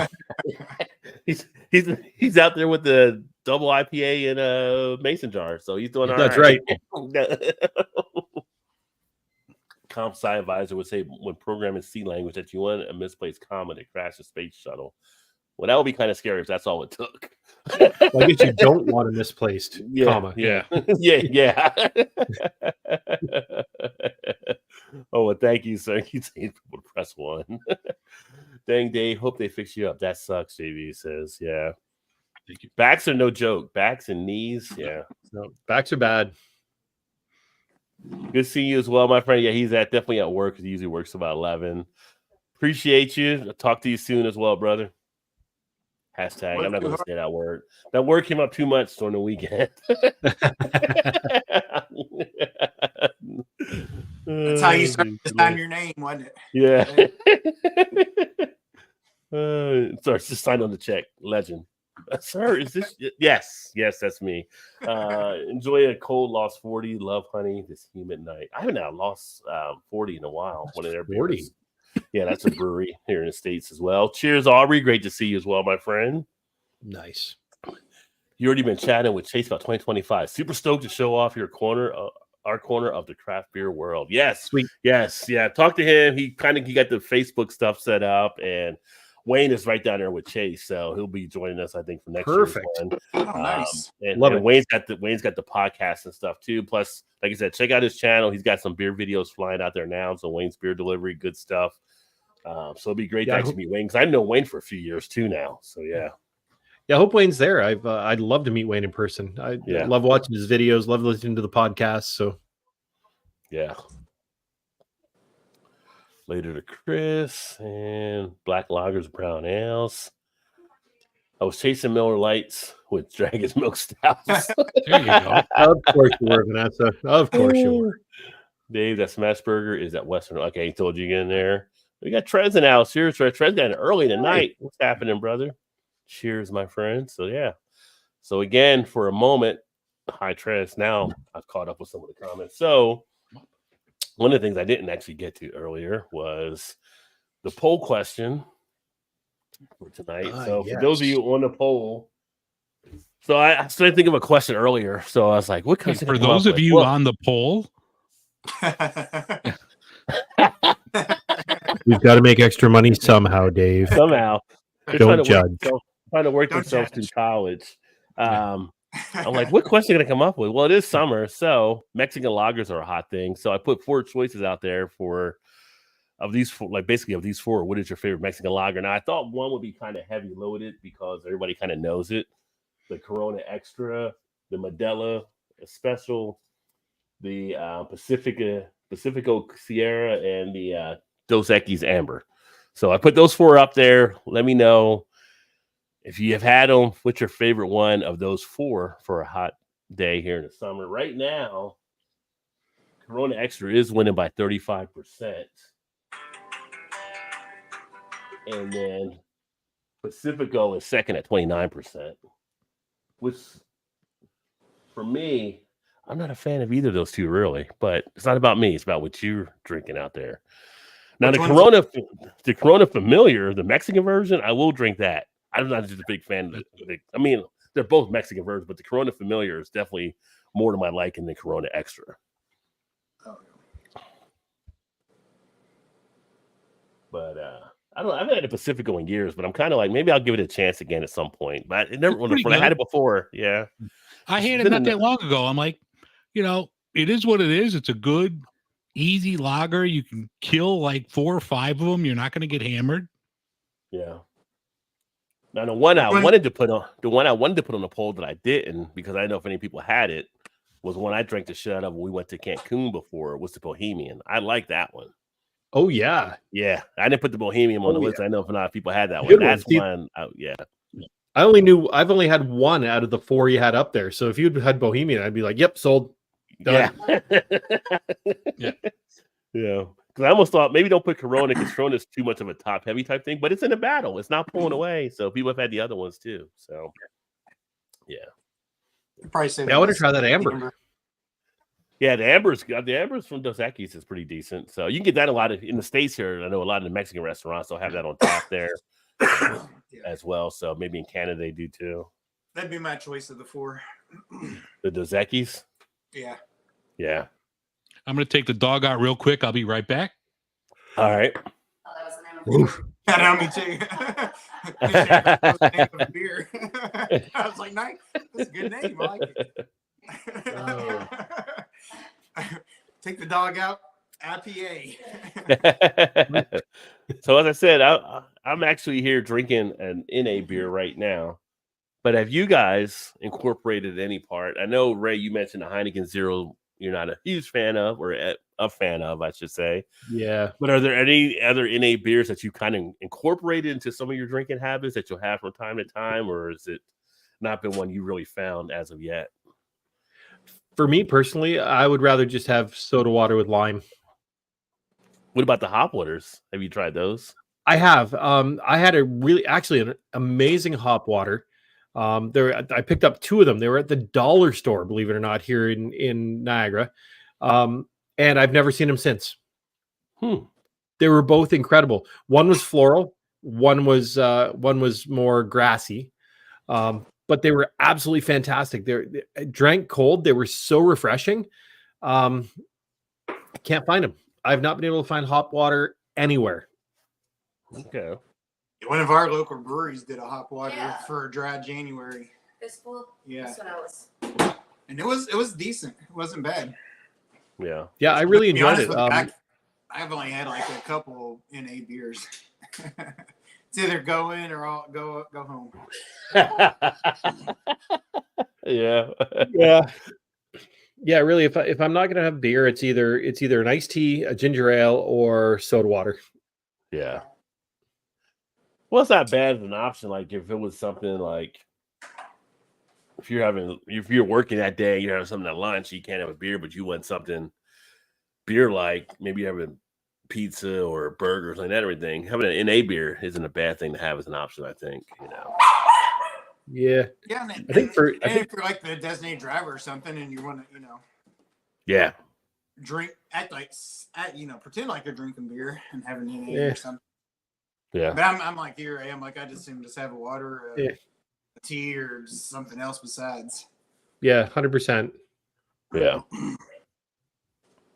But Well, I will say, I mean, you know, they're out there. So yeah, I want to try the athletic stuff. Yeah. I've heard a lot of really good stuff about it. So yeah, I'll do a review on this for the channel here at some point. They got a 6-pack of them. So nice. But yeah, I said them, Go Brewing versus James in Chicago.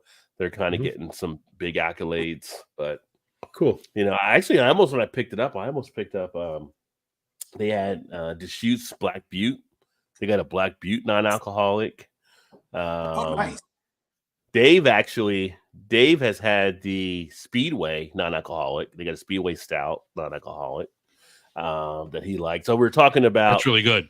if anybody's incorporated NA beers in their drinking habits. Since I've had this, I know you've had some more, and we both had Go Brewing. So if there's NA beers that you kind of maybe you'll go into a little bit more. I know you've done the hop waters and stuff too, so you've kind of gotten into some other type of things. Yeah. AleSmith, who makes the Speedway Stout, they also did an IPA that was really good. The Go stuff I like a lot. There's I'm trying to think. There was another one that I thought was like superb. It's a newer one out of Chicago. It was just like a Simply Pilsner. Like I'm like, wow, this is good for a Pilsner, because it's like, you know, it's such a hard beer. You have to be perfect with it. And I thought they did a really nice job. Where some of them, you know, like I'm not a big fan of Athletic. They're popular, but it's just not my thing. But like this other one, and I don't want to open up another window. My internet's so bad now. If I open up another window, I'll crash the whole computer. But they did a good job. It was a nice, crisp, clean, you know, refreshing Pilsner, and it was not alcoholic.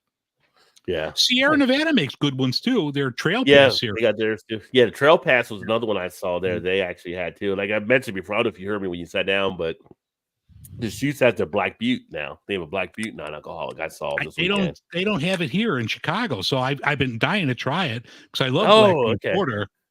Okay. Well, I get some. I can definitely get them up to you there. Yeah, because we get them here, and it's interesting because you're seeing that landscape change, and the market trend has it changing because there's younger people that want to have these non-alcoholic beers that aren't drinking alcohol as much. So it's just interesting seeing some of the breweries that are getting more and more involved into making them. So, you know, it's one of those things, kind of just wondering if people have started incorporating some into what they're drinking, or I think maybe being older, like with us, maybe it's kind of one of those things where we like to, you know, we know what to drink and how much to drink, and we're not kind of phased up, but maybe being younger, like they don't want to go out and get hammered on stuff too. So, yeah. But they want that taste of kind of an alcohol type feel. Let's see here. There's definitely a place for it, I think, for sure. Oh, I think so too. Don't you hate it once you're finally done reading all the comments and someone posts a nonsensical post for you to read on? Right when you think you're at the end, someone else pops one in there. But you try to stay on top of it, right? You know how it is. You know the life. I miss when the Beer Patrol used to do our comments back in the day. So Joe used to do our comments, Ray, back in the day, like years ago. It was so much easier for him to do them to me. I still love that German episode. The German episode was the best. We had like 70 Germans show up for an episode one time. And oh my, that was like crazy. And Joe's like, I don't even know what he's saying right now. You know, he's like, I can't read that. I don't know what you're like. That was that. It's just like all of a sudden, like, what the hell's going on? He's just like, skip that. Oh yeah. Todd will crash his tractor if he opens his windows too. Transcendental Could events. be.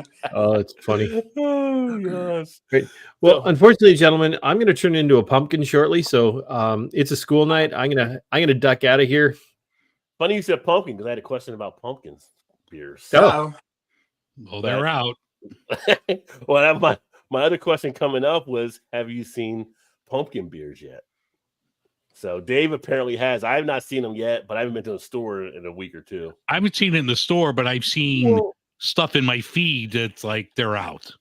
Well, wait a second. Wait a second. Wait a second. We were at Taps Brew House on Friday of the weekend. You guys were up here, and they still had their 3.14 from last year. Yeah. But we're talking about new for this year. Yeah, this year. Well, it's the thing is the beer is not a year old. It's last year's pumpkin. They bring it in canned. So as they brew, they've got the canned pumpkin to put into it. So yeah, but see, we're seasonal with pumpkins in the States, so it's like it's too early. It was too early. It's always July now. It's like, what is going on? You can't stretch it over to the next year. Right. Season. Yeah. See, that's a really good seller for Taps. That's why they'll can the fresh pumpkin. Yeah. So that they've got it all year so they can continue making that beer because it's a pretty popular one there. So I should ask Shane if he was drinking. I know he's a big pumpkin beer fan. I don't even know if he had one that night when we were there or not. So yeah, I think he did. I know he was going easy, but I think he did because I know he enjoys their pumpkin beer.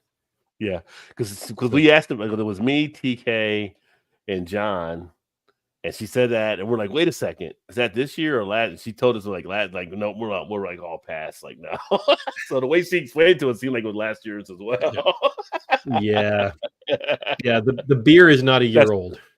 That's training, though. That's some training. If they don't train their people right, that's the answer that we get. So yeah, the interesting thing I've just learned that brewery's been sold. So my friend that owns it has sold the brewery now. So wow. So it'll be interesting to see what happens down there. Yeah. Interesting. Well, thanks for taking us there and planning that one into everything and everything else you did. Like I said, it was great. No worries. No worries. I've known Eric, the owner of that brewery, for a long time. He's a great guy. Some of his beers are absolutely great. Others are they're fine. They do good food. I mean, our chicken wings up here are small. I'm sorry, guys, but oh yeah, I know. But yeah, ours are all natural. So Chris was like, "Did you order pigeon wings?" Yeah. Pigeon wings. I was like, "What kind of wings did they say it was?" We make them tasty, boys. We make them tasty. Yeah, they were good. They were just small. Yeah. But then anyways, pumped up with injections of all sorts. Yeah, no steroids up here for our chickens. So, but anyways, on that bombshell, I got to duck out, guys. It's so great seeing you all. Dave, great to see you. Todd, always awesome. Shannon, catch you later. Maybe we'll see you next week. Absolutely. Maybe. She not chirping from offside right now? No, she walked outside for a minute. Yeah, of course she did. Yeah. Alrighty, say goodnight to her for me, Rod. Thanks so much for having me on. Always a pleasure, sir. All right, Ray. Make sure y'all check out the Alkanaz for some other great stuff too, y'all. All right. Take care, friends. Take care. See ya. All right, see ya. Good guy. Let's see here. Going to make like a pumpkin and leave like a duck.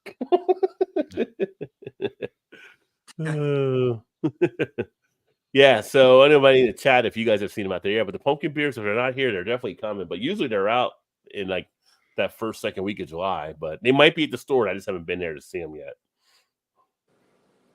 But speaking of store, so here's a question as well for you and for everybody in the comments.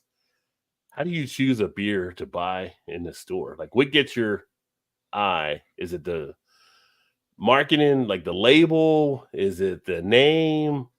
What draws you towards a certain beer to maybe purchase and stuff? Like, that grabs your attention first. Like, if I see something with a pretty cool label, it'll catch my eye, and I might go for a deeper look on it. But if I see another name like, Other Half, I'm going to take a look too because of the name of the brewery, right? So For me, it kind of, yeah. I mean, it kind of depends. Like the look of it automatically catches your eye. Yeah. And then you see like who the brewery is. Like, oh, okay. So, but sometimes for me, I'm always just looking for. Like today, I went in looking for not necessarily a certain style of beer, but just for certain breweries, just to see what they had new there since last time I was in. Right. But also the can art. Also, I'm like, oh, this is a cool can. I like that, which is kind of what drew me to the Equilibrium one. And I was like, that's kind of cool. It It's just a kind pretty of cool label. Yeah. It kind of stood out, So I was like, what's Yeah. that? I was like, oh, okay, it's a double IPA. I haven't seen that one before. I was like, yeah, I'm gonna pick that one up. Yeah. Try it out. So yeah, I mean, you it's kind of for me. It's kind of a range of three, I think. Yeah, it's kind of like, the can catches your eye. So you're like, oh, okay, who's this from? What style is this? And then like, okay, I'm in the mood for, a porter or, an IPA. Yeah. Okay, I'll grab this one. Yeah. It's I mean, that's the thing. It's kind of like, so when people go into it, there's tons of craft beers now. Like, and I've been in the stores actually going through stuff before, which is kind of funny. I don't know if I give up an order or like that and everything. And it's like, oh, people ask me like, what's a good beer to get here? Like, it's just like, there's so many different types that it can be just like mind blowing. I think for the average consumer going in, like trying to figure out, it's like, well, I'm going to a party and I need to grab some beer. All I know is IPA type. Like, and you see all these different IPAs. Like, so sometimes it's like, what makes that difference for you to choose a beer? And I think sometimes it's the marketing, which you can also run into an issue with that, because I've gotten beers that look like pretty cool in the art and they kind of had some good details written about them, and you got them and you're like, this isn't what it's, this is like, I should have got this one, like type thing. So, and that's kind of like the 450 North slushies. They basically all look the same, sort of. It's just the name, the details of it's a little different, but there's nothing really special about it. You know what I mean? Like pretty much all the slushies has that cup or whatever. It's just what the name of the, maybe the label is a little different, but I was kind of in the mood. I was like, what's this one? I was like, blueberry. I was like, oh, that sounds pretty good. And then I started reading. I was like, oh, that sounds really good. I want to grab that one. But I mean, the can art didn't really catch my eye on that. But so now, if you guys are going to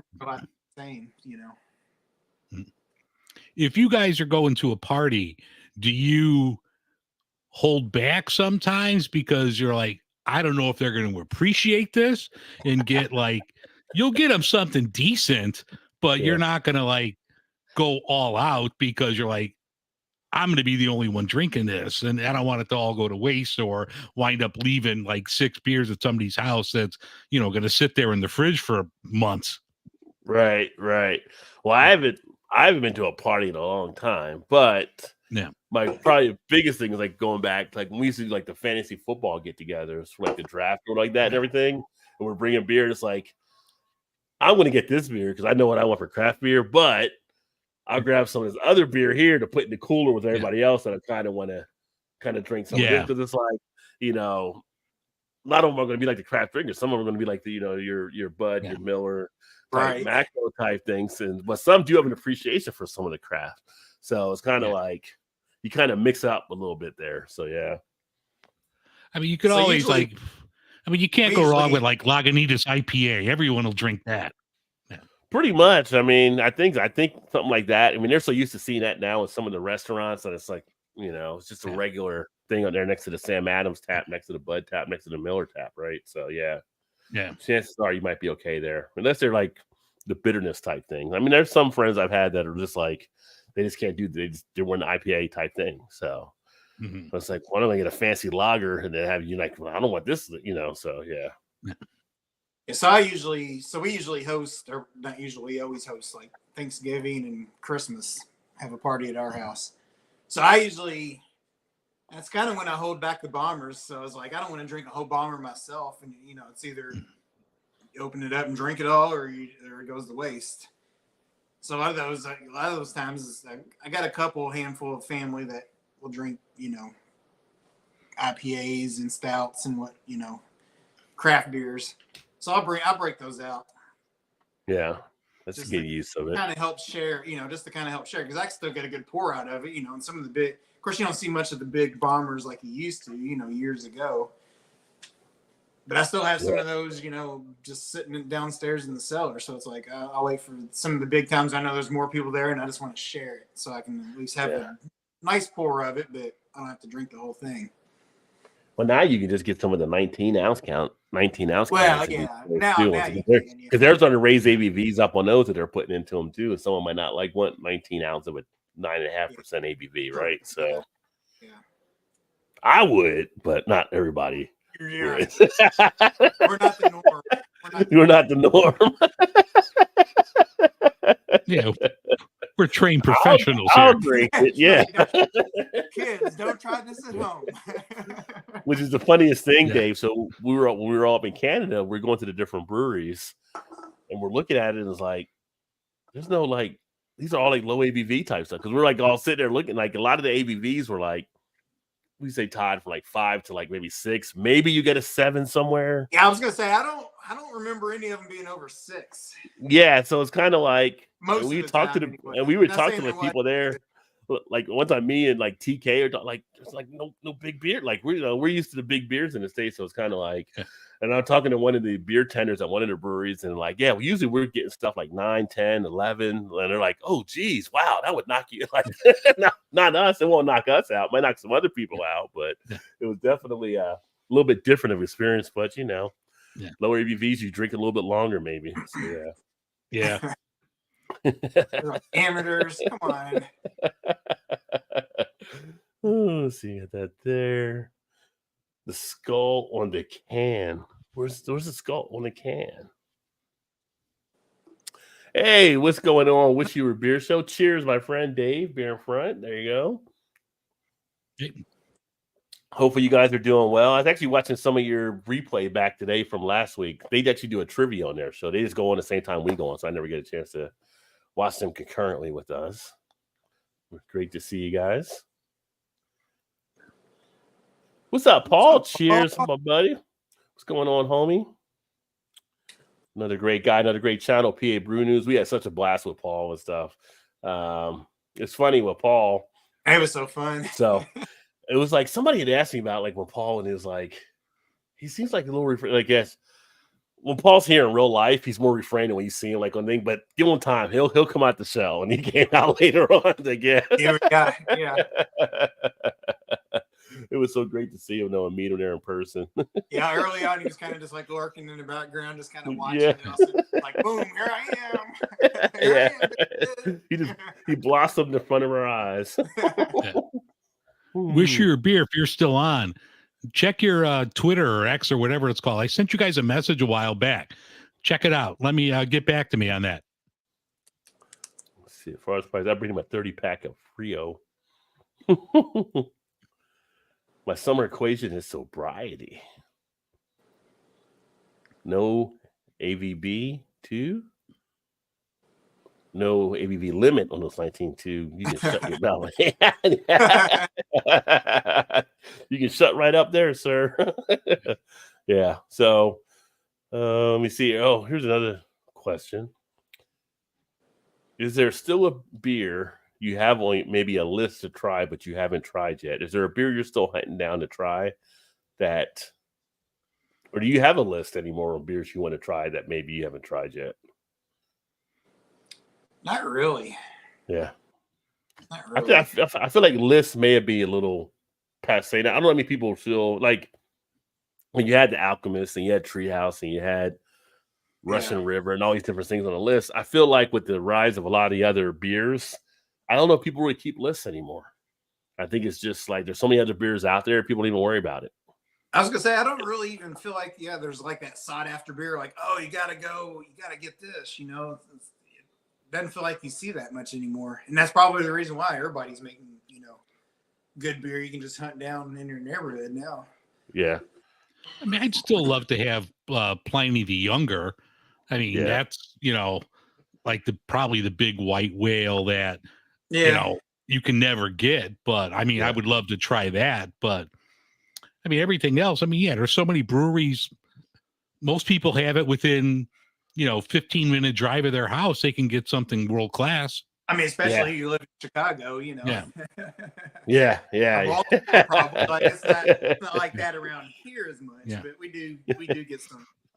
We can get some good stuff too. So, It was funny. I used to always talk about Cincinnati kind of being a hidden gem in the hidden gem in the Midwest. I'm not even drinking anything alcoholic. What the hell?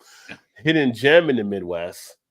Mad Tree. I don't know if you saw this on our top, but they were actually chosen by an organization that's having the #1 IPA in the world. Oh, really? No, I did not Yeah, see that. yeah. That Oh, was nice. interesting. I'm gonna probably do a video about it because I got information from Mad Tree about it too. But yeah, So it's was like was that just their standard? no, this is like a new one they came up with or whatever. I guess I Oh, don't know. I don't know how all was all chosen and stuff, but they were ranked out there because even John Ginger Yeti sent me a thing. Hey, did you see this? Like, I was like, yeah, I did actually because I got a press release from Mad Tree awesome. about it too. Yeah, But I they were didn't ranked see like, as having like the #1 IPA. Now, again, I don't know how they come up with it because I'm like, anytime you have a list can't be valid because nobody's had every beer in the world. You know, it can't be You're fully right. 100% valid. But of the Yeah. beers that were tasted, they were ranked as the top one. So. But Mad Tree does some decent stuff. I know when you guys went there, it wasn't as big of an experience, but they do some good beers. I think you guys went, it was like a soccer game or something like that. It was like really crowded and overwhelmed, like when you guys Yeah. all went. So Yeah, it's kind of like, yeah. there's a lot of little kids running around and all kinds of Oh, let me see here. The brewery white chocolate. I don't think I've had the white chocolate. Now I do have the brewery Black Tuesday. I haven't cracked that one open yet. I did get that one, so I need to We don't at even some get there point. anymore. Oh, you didn't get any brewery beers at all down there? Oh wow. Not that I know of. I haven't seen one Yeah. in a long time. Yeah. Yeah, it was kind of like when I got I think the guys that run the store, unless they just don't distribute here anymore, I'm not really sure. But yeah. some of the brewery stuff they is kind of hit and miss anymore on some of the stuff that we used to be able to get. Well, the Black Tuesday was one that got a lot of good accolades about, and it was like funny. It was here, it was like $60 for the 25-ounce bottle, and it was like 60. I got to New Jersey, it was 50. I'm like, well, I ain't gonna beat that, so I might as well go and get it. And I was like, then I'm thinking like I got like the anniversary one from Goose Island, Bourbon County last year, and that was like $50 for a bottle. So I'm like, you only live once, and I kind of wanted to see what it tastes like, so crack it open at some point. But that's one thing we had as probably my second favorite this month was the one that Mal cracked open. It was from 2021. It was a Goose Island Blanton's barrel aged Bourbon County. 3 years removed. That was so smooth. I don't know if you got. I know she was passing around. I don't know if you got any of that, Todd, when we did it. I didn't. No, that's what I said. I was like, I didn't even get none of it. I'm like, damn it. We did the review on that, and it was so tasty. Me and Brian did that one there. So yeah. Yeah, I think I told you that, and he's like, "How'd you not get none?" I was like, "I don't know. I didn't even see it going around." Dang. Yeah. It goes to the benefit of when you age some of those bourbon counties, how much better they even get. So, Oh yeah. I've seen many beer on this channel I wouldn't mind trying, but we don't have much of a selection in our local store. Yeah, that's the thing. Like, even though it's like all these breweries making stuff, 9,500 breweries in the States, depending on where you're at, you can still be in a craft beer desert, basically, and not have it out there. But, well, if you see stuff that you're looking at, Aubrey, we can probably do something, try to get you some there too. So just let me know. Yeah, for sure. Hey, Paul. Hey, Trez from JT. And just want to say it was absolutely fantastic meeting you. Good. Todd and Shannon. I think it was good. We need to hang out in Gettysburg sooner than later. Yeah. Yeah, definitely. That's what I said earlier. Like, Absolutely. we're me and Paul are like hour and a half, maybe 2 hours apart or something like that and everything. I know Gettysburg is kind of like maybe midway. So yeah, we can definitely look to set something up and get together, do something, which my wife is actually likes to see some of the different battlefield type stuff. I don't think she's ever really stopped at Gettysburg. So I get Gettysburg would be a nice little spot to do something. That'd be cool. Yeah. Cheers. Yeah, to break out the remember the Titans, Gettysburg. Yeah. Get out there. You know, Denzel, stand there. We can't come together here on this field. Yeah. That's so a great scene. That still sends goosebumps watching that scene in that movie. Yeah. I love that movie. Let's see here. There's stuff here. Beer in a can or bottle. Do you have a preference? Do you have a I do. preference anymore? I don't. Shannon thinks bottle for sure, but I also think that's the old school, whatever, because with that tin can, the aluminum cans would taste like shit back in the day. Oh yeah. So our dads were always like, "Oh, the bottle," and that's what her dad always drinks. He always just bows out of the bottle. So she thinks it's way better out of the bottle. I'm like, pretty sure you set one side by side, you probably wouldn't know the difference. And maybe I could be wrong. Unless it's a Heineken. Heineken, they can definitely. Yeah. You know the difference between a Heineken bottle. Or a Corona too, even. Yeah, or Corona. Yeah. Guys, I'm going to have to tap out. My back is done. I got the massage gun out. So Wow. Okay, I'm going to have to stand up and take care of this. So, Rod, thanks for inviting me wait on. a minute. If you do it on the show, I might get super chats. Yeah. Yeah. Todd, nice seeing you again. You too. Take it easy. All right, guys. We'll Dave. see you. Get Thanks some again. rest, brother. All right. Talk to you, brother. Later. See ya.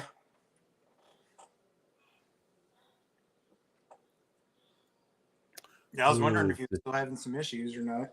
Yeah. Yeah, it sucks. That's one thing I would definitely not want to have is the back issues. Yeah. So like once you start having back problems, it's pretty much forever, it seems. Yeah. Let's see here. He said, "Sorry, Todd." Yeah, I know what you meant, Paul. It's all right, Paul. It's all right. JT says, "I have to say, I'm no longer disappointed. This is the 62nd year in a row that none of you got me anything for my birthday. Is it your birthday today? Happy birthday, JT." Happy birthday, JT. Did not realize that. Sorry. It's in the mail. Hence why he's no longer disappointed, I guess. He's come to accept it. Bottle for traditional styles, can for new styles. Yeah, I mean, maybe, I guess. I just did one, and Paul loves this brewery as well. I just did X-Wing Curla and their rot beer. That was the first time I had one of their beers in a can because they're canning now. So usually theirs was a bottle, and they went to a can too, and it was still a tasty beer. So I have a review of that upcoming on the channel as well. DT said, "Take care, Dave." Get Wilson. Yeah, he's been fighting that like crazy. I don't not envy that there. Oh, it's actually tomorrow, but I have to make it all about me. Well, happy early birthday, my friend. Yeah. I'm sure Liz will get you all taken care of too. There you go. Oh, Emerson, thanks, my man. Super chat. Cheers. Hey, where's the F is that guy in his vibrator? This is bullshit. Oh, Emerson, you're killing me. Vibrator. Yeah. Yeah, he's got to get some rest on that back there, but definitely appreciate the super chat. Thank you, sir. And give you a little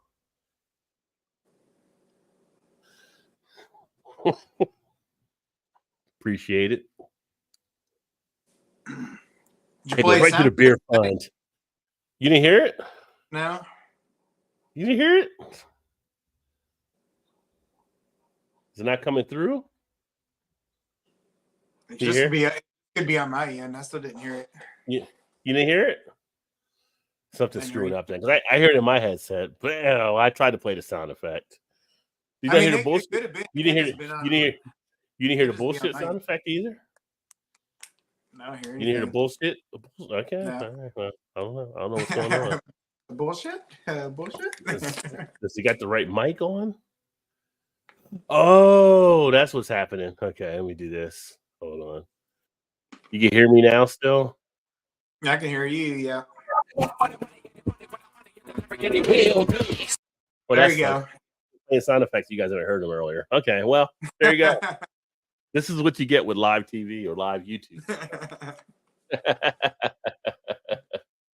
At the same time, hey, could have stayed around and worked the massager in. That's for the OnlyFans channel now. Yeah. You want to see it? You got to pay a little extra. That's for Patreon for that action. So So next Friday, although we'll have a show next Thursday. But for those of you that might not be aware, next Friday will be the International Beer Day. So if you're looking to get international beers, next Friday will be a day for that. Not that we wouldn't drink beers on any other day, but just putting it out there. So I don't know if I'm gonna do a live or do a recorded. I haven't decided, but next Friday, because I was reached out. I told Todd earlier about one international brand. Supposedly they're sending me some stuff. So I may do a national beer day live stream next Friday to celebrate the beers they're actually sending, which should be a pretty couple decent good beers. So we'll see. But if you wanted to pick up beers to celebrate for next Friday, do it this weekend. Oh shit.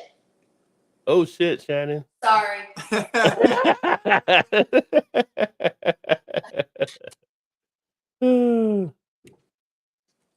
I was going to say, I don't know if you saw or not, but the Bourbon County lineup has been released.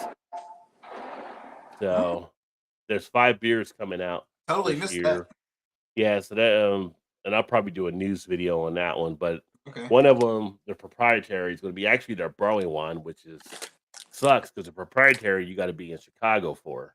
Yeah. And so that is going to be only available there. They meant to reach out to Mal or Dave for that one. But then I they was have gonna the say, I'm base. pretty sure we can get somebody to get one for us. Yeah, and then they have the base version.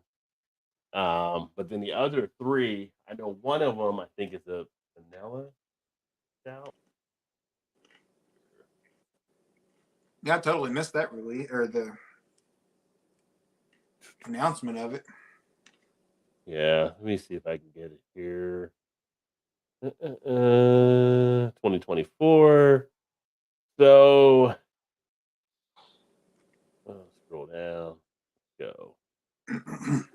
Oh, I hate these pop-ups on stuff. Remember when the internet used to not have pop-ups and it was just free, basically? Now Those it's were days back then. and now it's every 5 minutes when something pops up. Yeah. So they got the vanilla rye stout. Ooh. Using their imperial rye stout recipe, which is aged for a full year and freshly emptied rye whiskey cask. For the first time ever, the brand is also using bourbon barley wine as the base for the proprietaries before blending into caramel, lime, yellow peppers, and silo sugar. Yeah, I need to get that barley wine.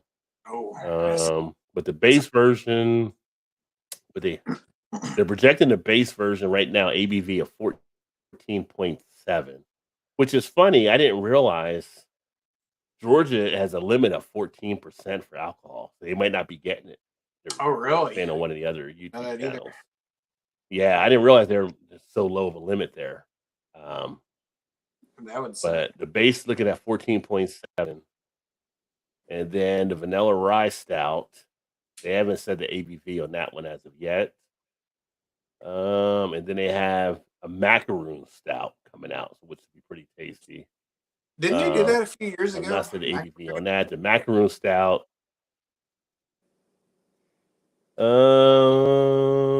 Is it inspired by late nights in the kitchen? Nah, bullshit. I don't know if they did an imperial stout aged in a full year in bourbon barrels before adding rich cocoa nibs, sweet candied ginger, and toasted coconut. The decadent stout is a homage to the flavors of homemade coconut macaroons with a twist of nostalgia. I don't know if they've done that before. Sometimes they'll note that they have brought something back. But I think the vanilla rye stout they're bringing back, I think they did that one before. Okay.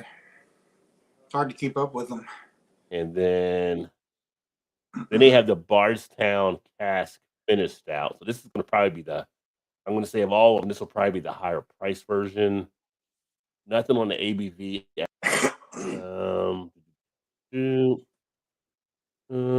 Says, drawing inspiration from Bardstown modern and creative spirit and finished whiskeys, this Imperial Stout takes the same journey as the Origin Series rye.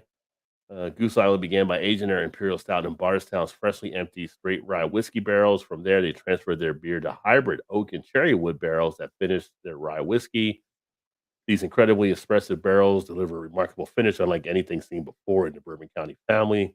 Beautifully balanced beer, Bourbon County Bardstown Cask Finished Stout.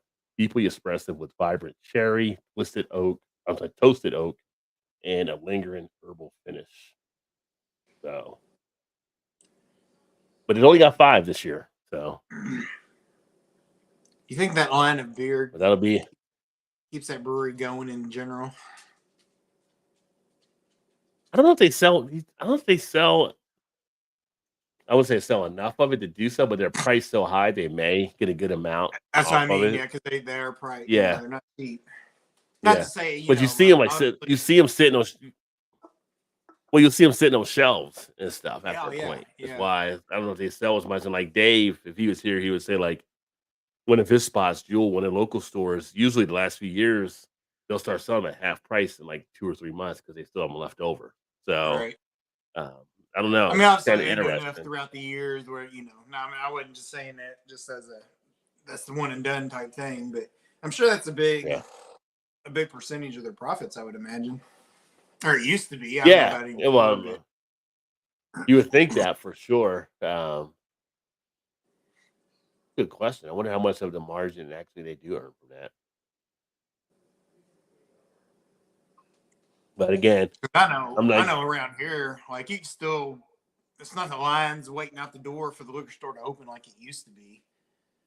yeah, I mean, if you get out early enough, not necessarily have to wait in line, but you'll still find them running across. And hell, I still see them now, even just like the base version of it. They're still hell, even from yeah, a couple, 2, 3 years ago, probably you still get the base ones still sitting on the shelf.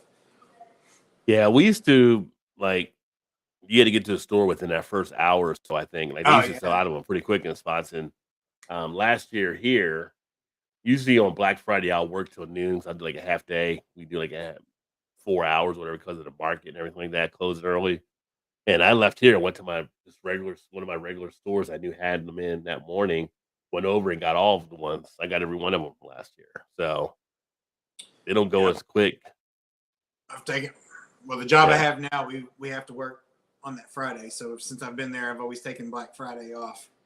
Kind of yeah, for one of those reasons, not necessarily just to go out for Bourbon County, but I do go to the liquor stores, and if they have it, I'll pick it up. I'm not waiting in line for it anymore, because I have done that before. But I'm like, yeah, yeah, I'm not that into it as I used to be. But yeah, no, don't get me wrong. If they have it, like I did last year, I was actually able to get everything that they had to offer. I was able to pick yeah. up.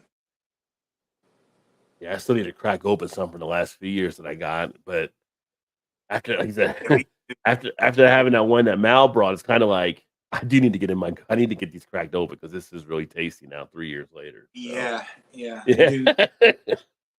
Because I feel like I know they're probably they can last a lot longer, but I feel like that 3 to 4 year period is almost like the Mm-hmm. prime time to pop them open. You know what I mean? Like Oh yeah. go further than that. It's because I still have. Actually, I may still have one downstairs. It was before they went to the what it was, 15 point whatever ounce bottles that they have them in. What is it now? 16 or Oh, 15? 16.9 Yeah. is what they So I have. still Yeah, had you had the the old old ones like the have the 12, old 12. the Yeah. 12-ounce bottles. Yeah. So I think it was Well, like they brought the 2,000. 12-ounce back. They brought the 12-ounce back. Was it last year or the year before for a Yeah, but run? these were the originals. Like this was like 2014 or something like that. I'm thinking, Yeah. and they've held up. They're still good. I'm like, I just need to go ahead and just pop it open Yeah. because I do save some of the Yeah. cans. I'm thinking, well, I'll pop that open. I might just rinse it out and just save it. But like you said, though, they did bring back a 12-ounce, last year or so. So it's like, Yeah, it's it was not like really. last year or the year before. I can't remember. I think it might Yeah, have been the year before last I was or gonna say, I something think it like was that. 2 years ago. I Yeah. think it was like at a Total Wine. I saw they actually had them. I already had the ones I wanted. So it was Total Wine, in my opinion. I don't know if everybody else feels this way out there too. They're like one of the ones, maybe because they're a mass store. You have to be careful when you buy stuff there. They put a lot of old Oh stuff yeah, still out themselves. that's the So way you they are here too. definitely got to check things before you make that purchase. And sadly enough, like I didn't really. I mean, I pay attention, but I didn't really pay as much attention until we started talking about it a year or so ago. Yeah. About the dates on their stuff, and I'm like, I really never. I mean, IPAs and stuff I'll check out. Now I'll check out pretty much anything if they have a date on it. I'm like, oh, okay, this has been here for a while. I'm not getting that. Yeah. Yeah, especially IPAs. You want to get those younger, so you don't have any of the fade and stuff. But yeah. But here, looking at anything else. The other thing I'm talking about, it was funny. We were in Canada. Ray was telling us about the story about how Paul kind of not Paul PA, but Paul Alcanos Paul. Yeah. Stabbed himself in the hand. I don't know if you remember that story, like talking about the whole trying to get the wax off the top. And they're like, Paul, you're doing it wrong. And he's like, oh, I got it. And he like stabbed him, like, because he was like trying to cut down rather than cut across. And you're right. made me think, like, what are the thoughts like on wax tops out there? Like, I always hated them. I was like, what's the point? For that it was reason, part of it was the design. You're trying to shave it off, and you're like, just try not to cut yourself. I'm like, is it even worth it at this point? Like, opening beer should not be a hazard, right? So you're right. But yeah, but it was like a design thing that they were going through to make it like fancy type bottle or whatever. I don't even know how somebody mistakenly dripped wax on something. Like, oh, that looks kind of cool, and everybody started kind of running with it. Like, how do you even come up with that idea? Like, well, I guess when it's supposed to also help like seal the beer and keep the Yeah, I think it helped to do a little bit of that, but it was just like more of a pain. I think it was more a novelty thing. But then you put a wax on it, you can uptick the price too, because now it looks more of a fancy bottle. So yeah, there's probably a cost part of it as well. It's like, oh, but we got wax on the top. I don't care. Like taking a bottle of Miller Lite and dipping it in wax and be like, oh, look at this specialty Miller Lite I have here. With candle wax on it or something. A Miller Lite with the champagne bottle and a wax top. That'd be some funny thing to see right there. Talk about limited edition stuff. I'm like, ooh, this one's yours for $5. You can have this one for $5. I'm gonna knock some off there for you. Oh God, yeah. Speaking of limited edition, I saw that whole ultra light beer thing. So,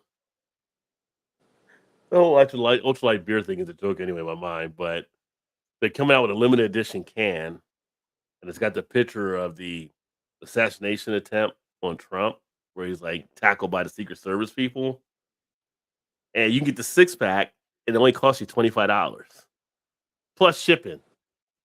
So I'm like, for a 6-pack, you're gonna be paying for a 6-pack. But it's a limited edition. And people were like looking to buy like $3 for a 6-pack of basically Bud Light. Don't you ever bitch about the price of craft beer. You're right.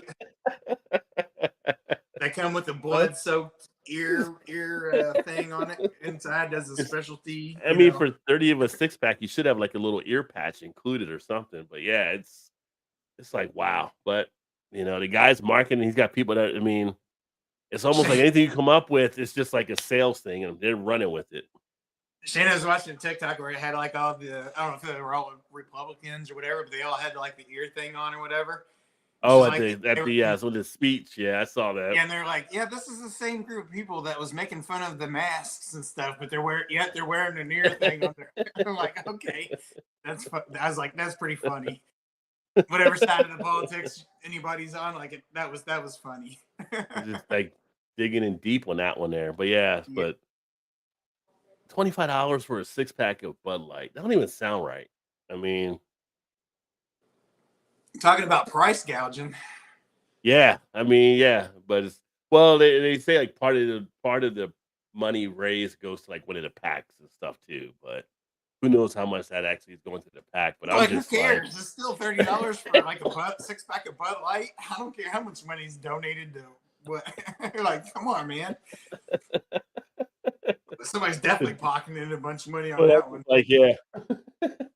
But I think it's like, don't talk about the economy being bad if you're buying a $30 6-pack. So I'd be like, I want proof of the percentages going to whatever donation you're making it to. Like, I want to see the proof. yeah. I want part of that tax write-off. Right. What's up, Mad Lab? Cheers, my friend. Appreciate that. So yeah, Mad Lab. Good. Check out his channel as well. So I met Mad Lab, and Northern Country. Both we were up there. Were you with us when we were talking? I was talking to them at the top of the hill. We were all talking. It was after we were doing it. I think you guys walked back to the Airbnb already. So we were on a treasure hunt and we were waiting for a few people. Cool guys. They basically go around and shoot video, making sure people's rights aren't like violated type stuff. So we're just having a good conversation. Oh yeah, I remember you We're talking kicking about it for a little bit. Yeah, Chris took a picture of us and everything there and stuff there. So it was pretty cool. So yeah, thanks for dropping in, my friend. And as I commented, I've been catching some of your videos. Yes, True North Transparency. Slipped my mind there.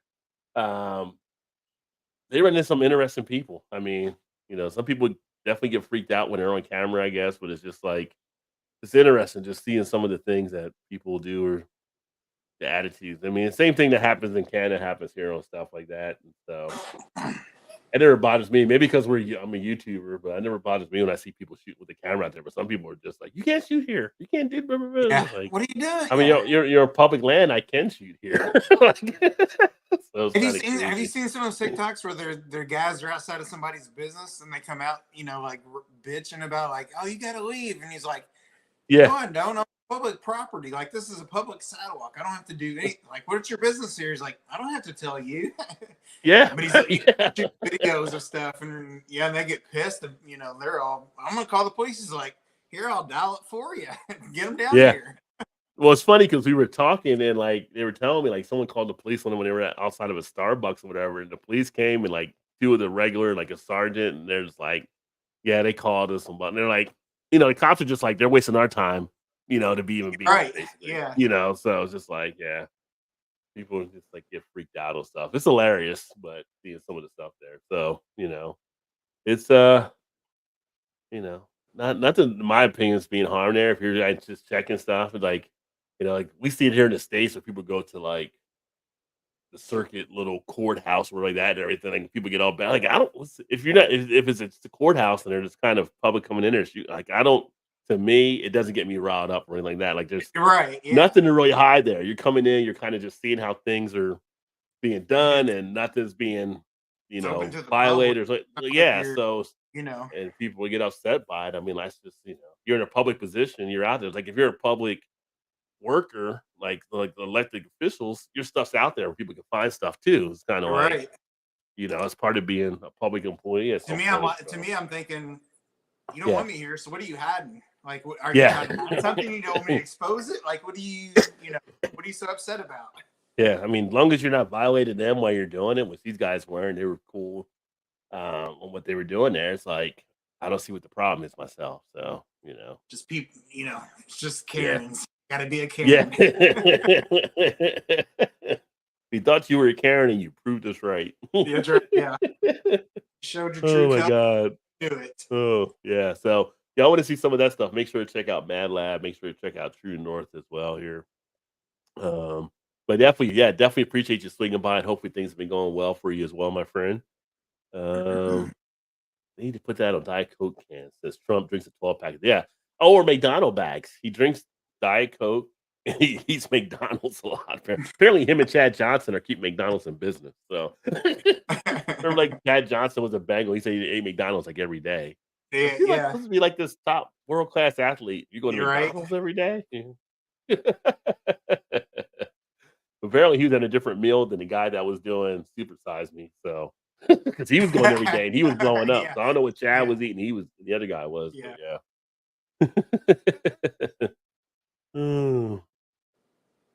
Probably not by a bull, but yeah, that's what I thought earlier. Like someone that said earlier that it might have been part of a shattered glass or something, or in this case, like teleprompter. The bullet would have hit someone behind the stage. I mean, when they show the size of the bullet of that gun, if it hits you, your whole ear is pretty much off or hanging or something. So that's probably true. Yeah, I still don't get the whole Secret Service type thing. No, like that's like the worst Secret Service. That was like that Secret Service compared to when they try to cover him versus when they cover Ronald Reagan, totally different. Like when Ronald Reagan got almost felt shot, like they it's like, tackled him to the ground, right? With this yeah. time with Trump, it's like they're holding Trump up. Take another shot. Take another shot. Like So that was just like, no, I'm not going in there. That's your job. I'm not getting in front of that. It's like, oh, here, yeah, take another shot Yeah. at him. Go ahead. Yeah. It's like you guys We'll aren't hold even him covering him the for right you. way. He's like, we don't take a bullet for presidents anymore. Or people running for president. Yeah. Yeah. That's not a job description anymore. You're on your I'm own. like, I was like, how's the person that gotten fired or resigned thus far as the person that runs? Like, I think that whole crew is out. Because the whole crew was just like not covering him well. That whole thing was such a debacle. That's not even happy. It's just like people were like, hey, there's a guy up on the top of that building. And you're just like, okay. You're just I gonna know. like it's just like, yeah, just that whole thing. And was just so jumping weird. around and what? Oh, I was like, oh, who's that up there? Ah, don't worry about it. It's okay. Pow, Like pow. somebody's Oh, wait. I think somebody's up there just playing Spider-Man or something like that. Like, no, the guy's up there with a gun. Like, you need to go check that out. All right, we'll get to it. Like, yeah, let me get my coffee over here and I'll go check it out in a second. Yeah. Stroll along. Oliver said, just JT, I wanted the same thing. How did no one get stuck behind him? Yeah. Well, the one victim, weren't they behind him? No, the one guy did die that got shot. I think he was like in a row behind Trump. I don't know if he was or if he was to the side of him or whatever, but he was behind the stage where Trump was speaking. And then two other people I think got wounded. They were in a row or whatever too. But yeah, it's kind of crazy. Oh shit! I just put out a short and it got 400,000 views. Nice, congrats! That's awesome. Nice. I gotta go see which one that is. That had to be some good stuff on there. People are afraid of cameras. Meanwhile, everywhere you go, you're being filmed, right? You are being filmed, and especially. I don't know if we have it as much here or if you have it as much there in Canada. I know overseas they have it more, but there's so many cameras that are around towns now that film everything. So it's like most people are getting filmed, don't even realize they're getting filmed. Yeah, store cameras. Although we did find out here, like some of the Walmart store cameras, they don't even put the camera in it. It's just out there, kind of like to act as a deterrent, but it's actually not a camera in there. That happened when somebody got like kidnapped at a parking lot somewhere one time a few years ago, and they're like, well, actually, there's no camera in it. Like, what? You have it up there like it's a camera. Yeah, we have it up there. Hey, you too, man. Appreciate you. Definitely, I'll check out some more stuff. Appreciate you swinging by. Make sure to check out Mad Lab as well. Yeah, just subscribe to him. I just subscribed to his channel. There you go. Nice. Remember, people, the bullet was between 2 to 3 a little longer than half the size of a penny.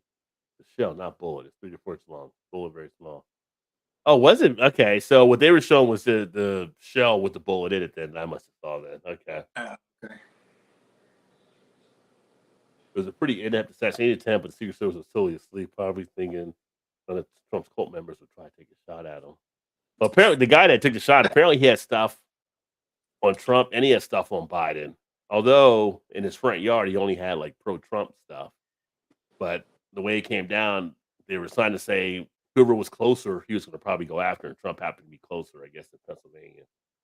I don't know if that's the actual case. They're still trying to figure all that stuff out. But as inept as he was, Secret Service was even that more inept for not even sectioning off everything the way they should have sectioned it off. So You're right. Secret Service definitely blew on that one. It was kind of And they're like poor effort all around there. Yeah. Well, they had the lady in charge of it in Congress 2 days ago before she resigned. And it's like, was that in the perimeter? She's like, I can't really speak to this. Like, you're in charge. How can you not speak to that? And then it's like, the guy was 141 yards away. That's a football field and a half. You got a rifle, you could easily reach a target, right? I would think that should be in the perimeter of Secret Service.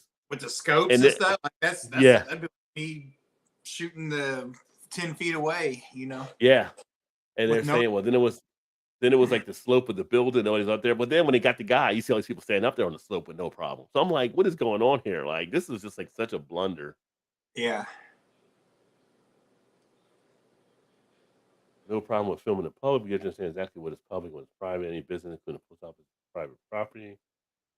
Yeah, I mean, it depends on where it is. I don't know if the post office, I don't know where it goes from public to private there. If it's like, if you enter the property, it might be private? I don't know. I don't even know if it is or if you enter where the office space is. I don't know. I don't get enough into it. So Yeah, I mean that is true because I wouldn't know like what's public yeah. and private on. But I think usually when you're in stuff like that, they usually post a sign if it's private or not. So if they don't post a sign, then I assume it's public. 140. I heard it was 140 yards, not meters. If it's meters, maybe slightly different, but I heard it was 140 yards. It's so easy to moon the FBI today. Yeah. Yeah. Well, FBI is Secret Service. Yeah. But that was all this crazy stuff. But I can't believe, like, I can believe that someone's going to make money off of it, but it's like $25 for a 6-pack plus shipping. So say 30 or more, depending. That's just Yeah. crazy. Yeah. Meter is a yard plus 3 inches. So a little further. No? Yeah. Yeah. But still, I mean, if you're I don't know if this guy was military trained or what, or if he just got a rifle, but I'm thinking if you're like a sniper, you were trained, you could hit a shot from that far. I would think so. Yeah. Yeah. I've done it on Call of Duty. I've done it in the war zone. I've hit shots from that far. So You ever play that much anymore? yeah, I still play here and there. But speaking of video games, this past week it was all about the release of college football. Did you get it? Oh hell yeah, I got it last Friday. I was thinking about getting it this weekend. I haven't got it yet. Got to get it. It's yeah. So that's got me off of Warzone for a bit because I was a big fan of it before, and 10 years later they brought it back. And everybody's talking about how much it plays better than playing Madden. Like Madden's kind of went to shit on stuff people were saying. I haven't played Madden since I think 2019. I feel like college football always played better than Madden. Yeah. Even but back the thing with the college football is they're talking about the mechanics are more aligned to actual college, like actual movement and stuff too. So it's not like a lot of stupid shit you can do on Madden that you're doing in college football. Like you have to literally like turn certain ways to make tackles and do different things. And yeah, it plays great. It's like a different company, I think, did the game engine for it. From things I've read, it was kind of hard to play. Have you found it being hard to play?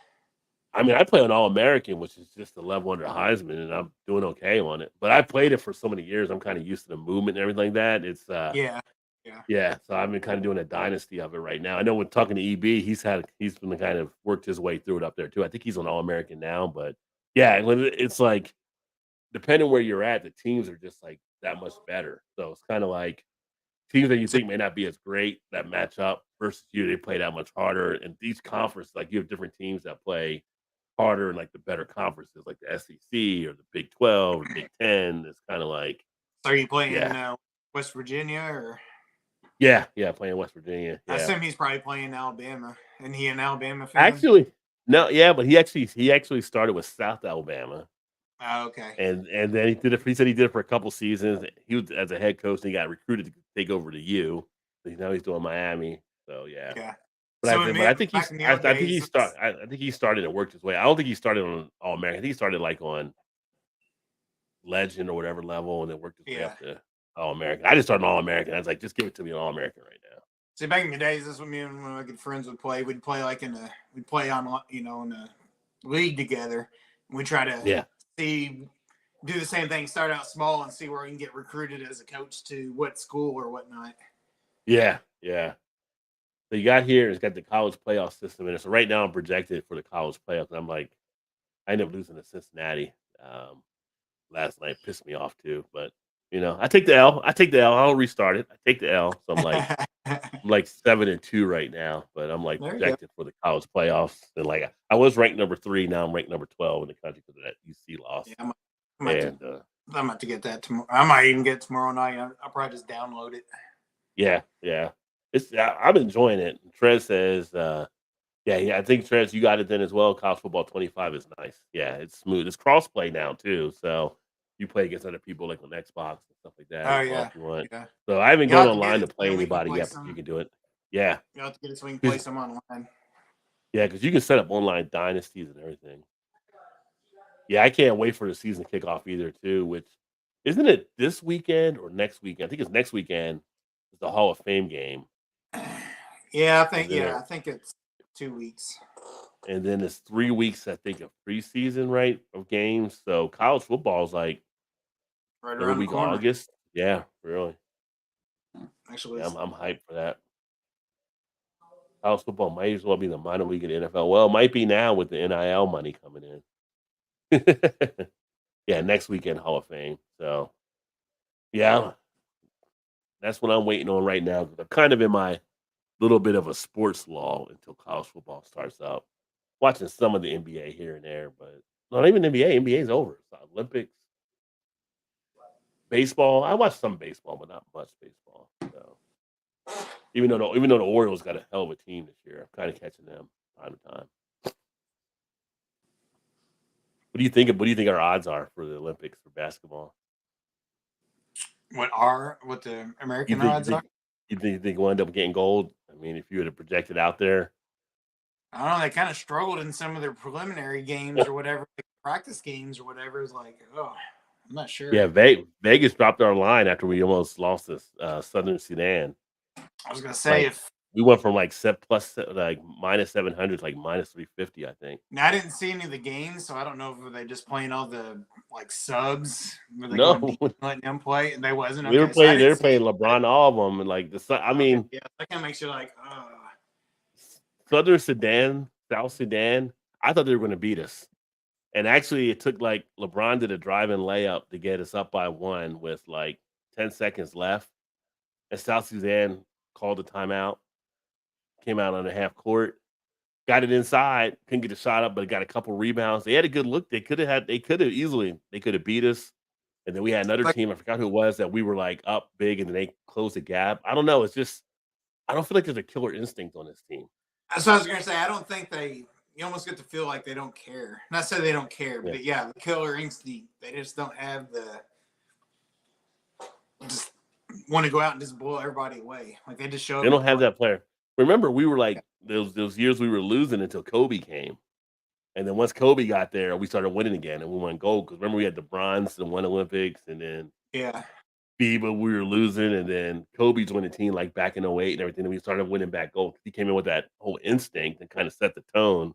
I can still remember that. Like, there's a video on it, like that first game, like they were going against Spain, and he's like, "I'm going to run through the chest of Paul Gasol," and they're like, "What are you talking about? That's your teammate." Like on the Lakers or whatever, like that. He's like, "I don't care. This is what it's about." And You're right. first play, he ran Yeah. through the chest, and it was just like it set the tone. And then Yeah, they you're just right. went on the tear afterwards. I remember But that. I don't think they have that killer. I feel like Anthony Edwards might be a beast, but I feel like he's still too young to come out of that shell yet and kind of have that driving mentality. He's not on that. He's always been like kind of a sharer more than kind of taking control, in my opinion. So It's such a more of a global game in the past 10, yeah, 12 years than it was before. You know what I mean? Like, 'cause I remember back yeah, in '84, Bob Knight was the coach with college. You know, we used to always send college players and always would yeah, win with no problem. yeah. You couldn't do that now. Like, you couldn't take college team now or college players Well, now. again, because the other countries, they're professional athletes and they're running You're professional right, league right. stuff too. Yeah. And cheers, Peggy. Great to see What's you. up, Mom? Always said, "What up, Shark?" I want to see how the NFL kickoff works. The new NFL kickoff. Oh, I haven't even watched the NFL game in a while. What are they doing new? You know anything? Kind of thinking they're doing kind of like what the Canadian League does. Oh no, they're doing with the XFL. Or the Where they kick XFL. off. Yeah, Yeah. yeah, I know what they're doing. Okay, so it's like the two teams line up like one's on the 30 and one's on the 40. The kicker Yeah. kicks off, and then they can't move until the guy touches in the back. Okay, You're right. Yeah. I mean it worked out well in the other league. I think that's what they're doing. I wouldn't swear to it, but I think that might be what they're doing. Yeah, when I say XFL, XFL merged with the USFL, so I think it's like USFL, yeah. yeah. Sorry for Not you, say man. Canadian because I think half the USFL is Canadian teams, I believe. Yeah. Well, it wasn't hard for us to play before when we had the Dream Team back in the '90s. They were playing European rules. I think it's just more of the attitude. I think it's just more of that instinct. And plus the world catching up, like Todd said. I think you're you look at some of the teams they have in these other countries, they're getting superstars. And now with the NBA, you're getting like what, maybe a third are from Europe as well. So, But you look at the top 2 out of 5 scorers, I think, are foreign. Doncic yeah, and whoever. Like they're not even American players. So yeah. I mean, we actually kind of, I wouldn't say got lucky, but if Embiid would have played with France, it would have been him and Wembanyama, I guess, playing on France if he didn't play for the States. And I think we got a couple other players that could have played for other countries as well, too, right? So we kind of got a little bit of a benefit there. But I know at one point French were mad that they were like wanting to take Embiid's passport away because he's playing for us and not for them in the Olympics.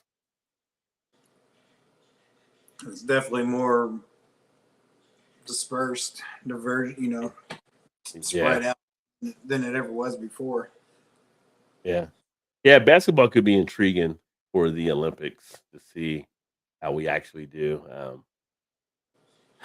don't know. I don't know if we get the gold. I just don't know. I'm feeling like it might be a battle this year. It might be, we don't. Might be a disappointment. I mean, if we got a silver, it'd be disappointing, even though you got a silver. But like we don't get gold. Like with us, it's gold or nothing. Right. Anything outside of gold, it's like it's a loss. So I'm so curious to see about the break. What is she saying? Answer the call 2024. I have no idea. I don't know what she's saying right now. What are you saying, Shannon? Where's she, upstairs or in the other room? No, she said. So in our kitchen, we have a deck off the back going to the backyard. She's just sitting out there. Google it. Say Urban Dictionary. Is that where it's at? I forgot what it was now. What'd she say? Answer the call Answer 2024. the call. It's gonna be like some horror movie or something. People under the stairs.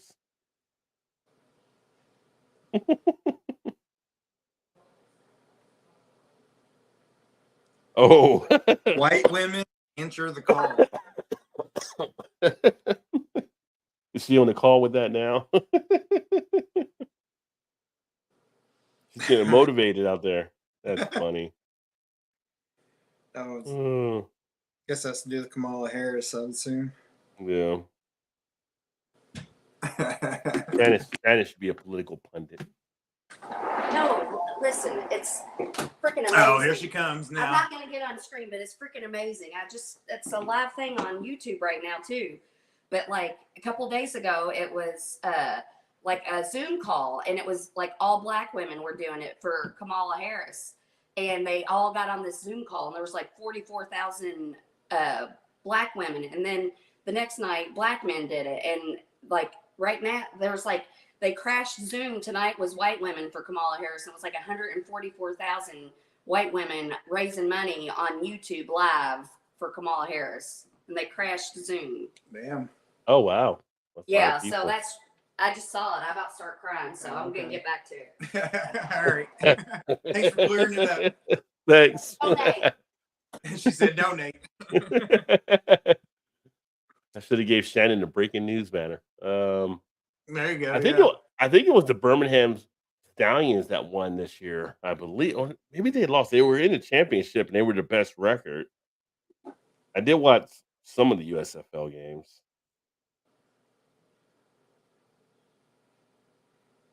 Um, 2023, they went against Pittsburgh. Yeah, Birmingham. Yeah, but Birmingham Stallions claimed their 3rd straight league title.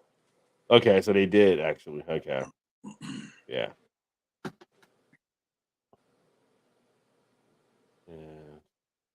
I missed the USFL. John Boy Media didn't come. It raised over $1 million in like 2 hours tonight. Damn, $1 million in over 2 hours. Gotta say, I'm excited about Harris. I've seen as much enthusiasm since Obama. Yeah, it's definitely rolling.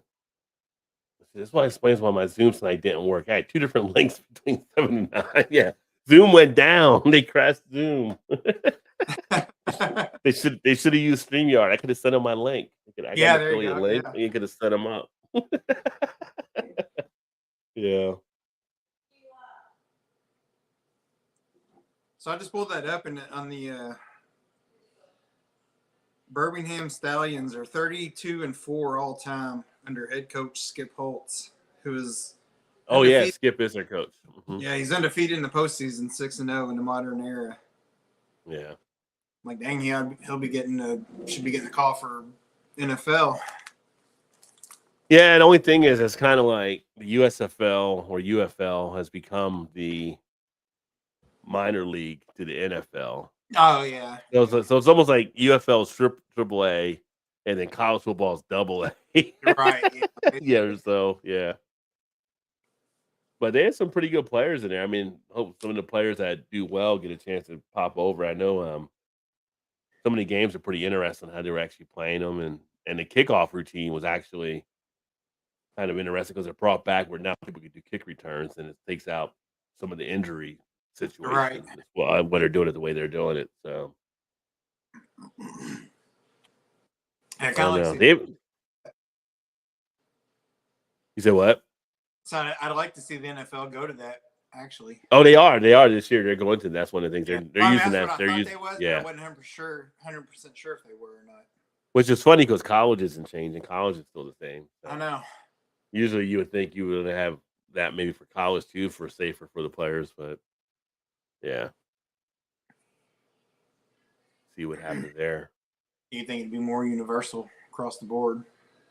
Yeah. But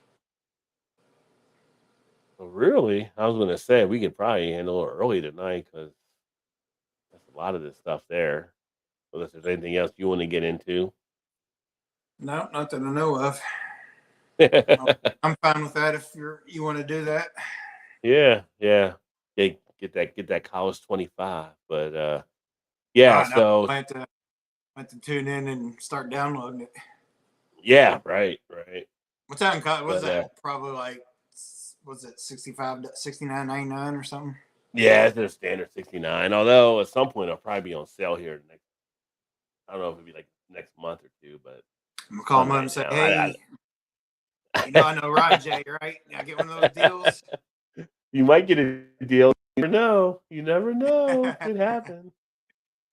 But thanks everybody. Yeah, one thing I did here is have some new subscribers to the channel, so I want to give a shout out and thanks to Ashley Smith, new subscriber. Appreciate you.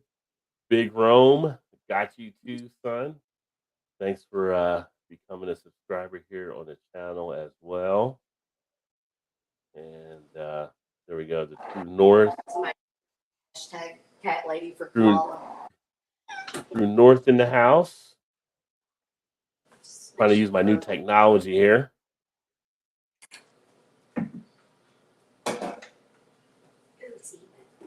And got some more videos that'll be popping up here shortly as well. Actually, I did the one with the glassware earlier. Yeah, I was gonna say I like the two you got, the 1999 ones or whatever. The set of two. Oh, the T2 ones. Yeah. Yeah, the stemless yeah. ones. Yeah. You know what the problem with the I looked on Amazon. I was like, "Oh, I might have to order those because I like that. I like that style of glass." Yeah, and with the regular TQ, you have that long stem, and those get broken. I've got a few of those, and I'm like, I never use them because I was afraid I'm going to break them in half or something. Yeah. But if you go into the on the video that I did, if you go into the description, there's a link to it through the Amazon as well, through my thing as well too. So there's a link for both of them. It was funny because one of the other guys that commented on the video, he got in that 4-glass set already, and he's like, "Yeah, those got my nose today. They're pretty sweet looking. I wanted something different cool too." Yeah.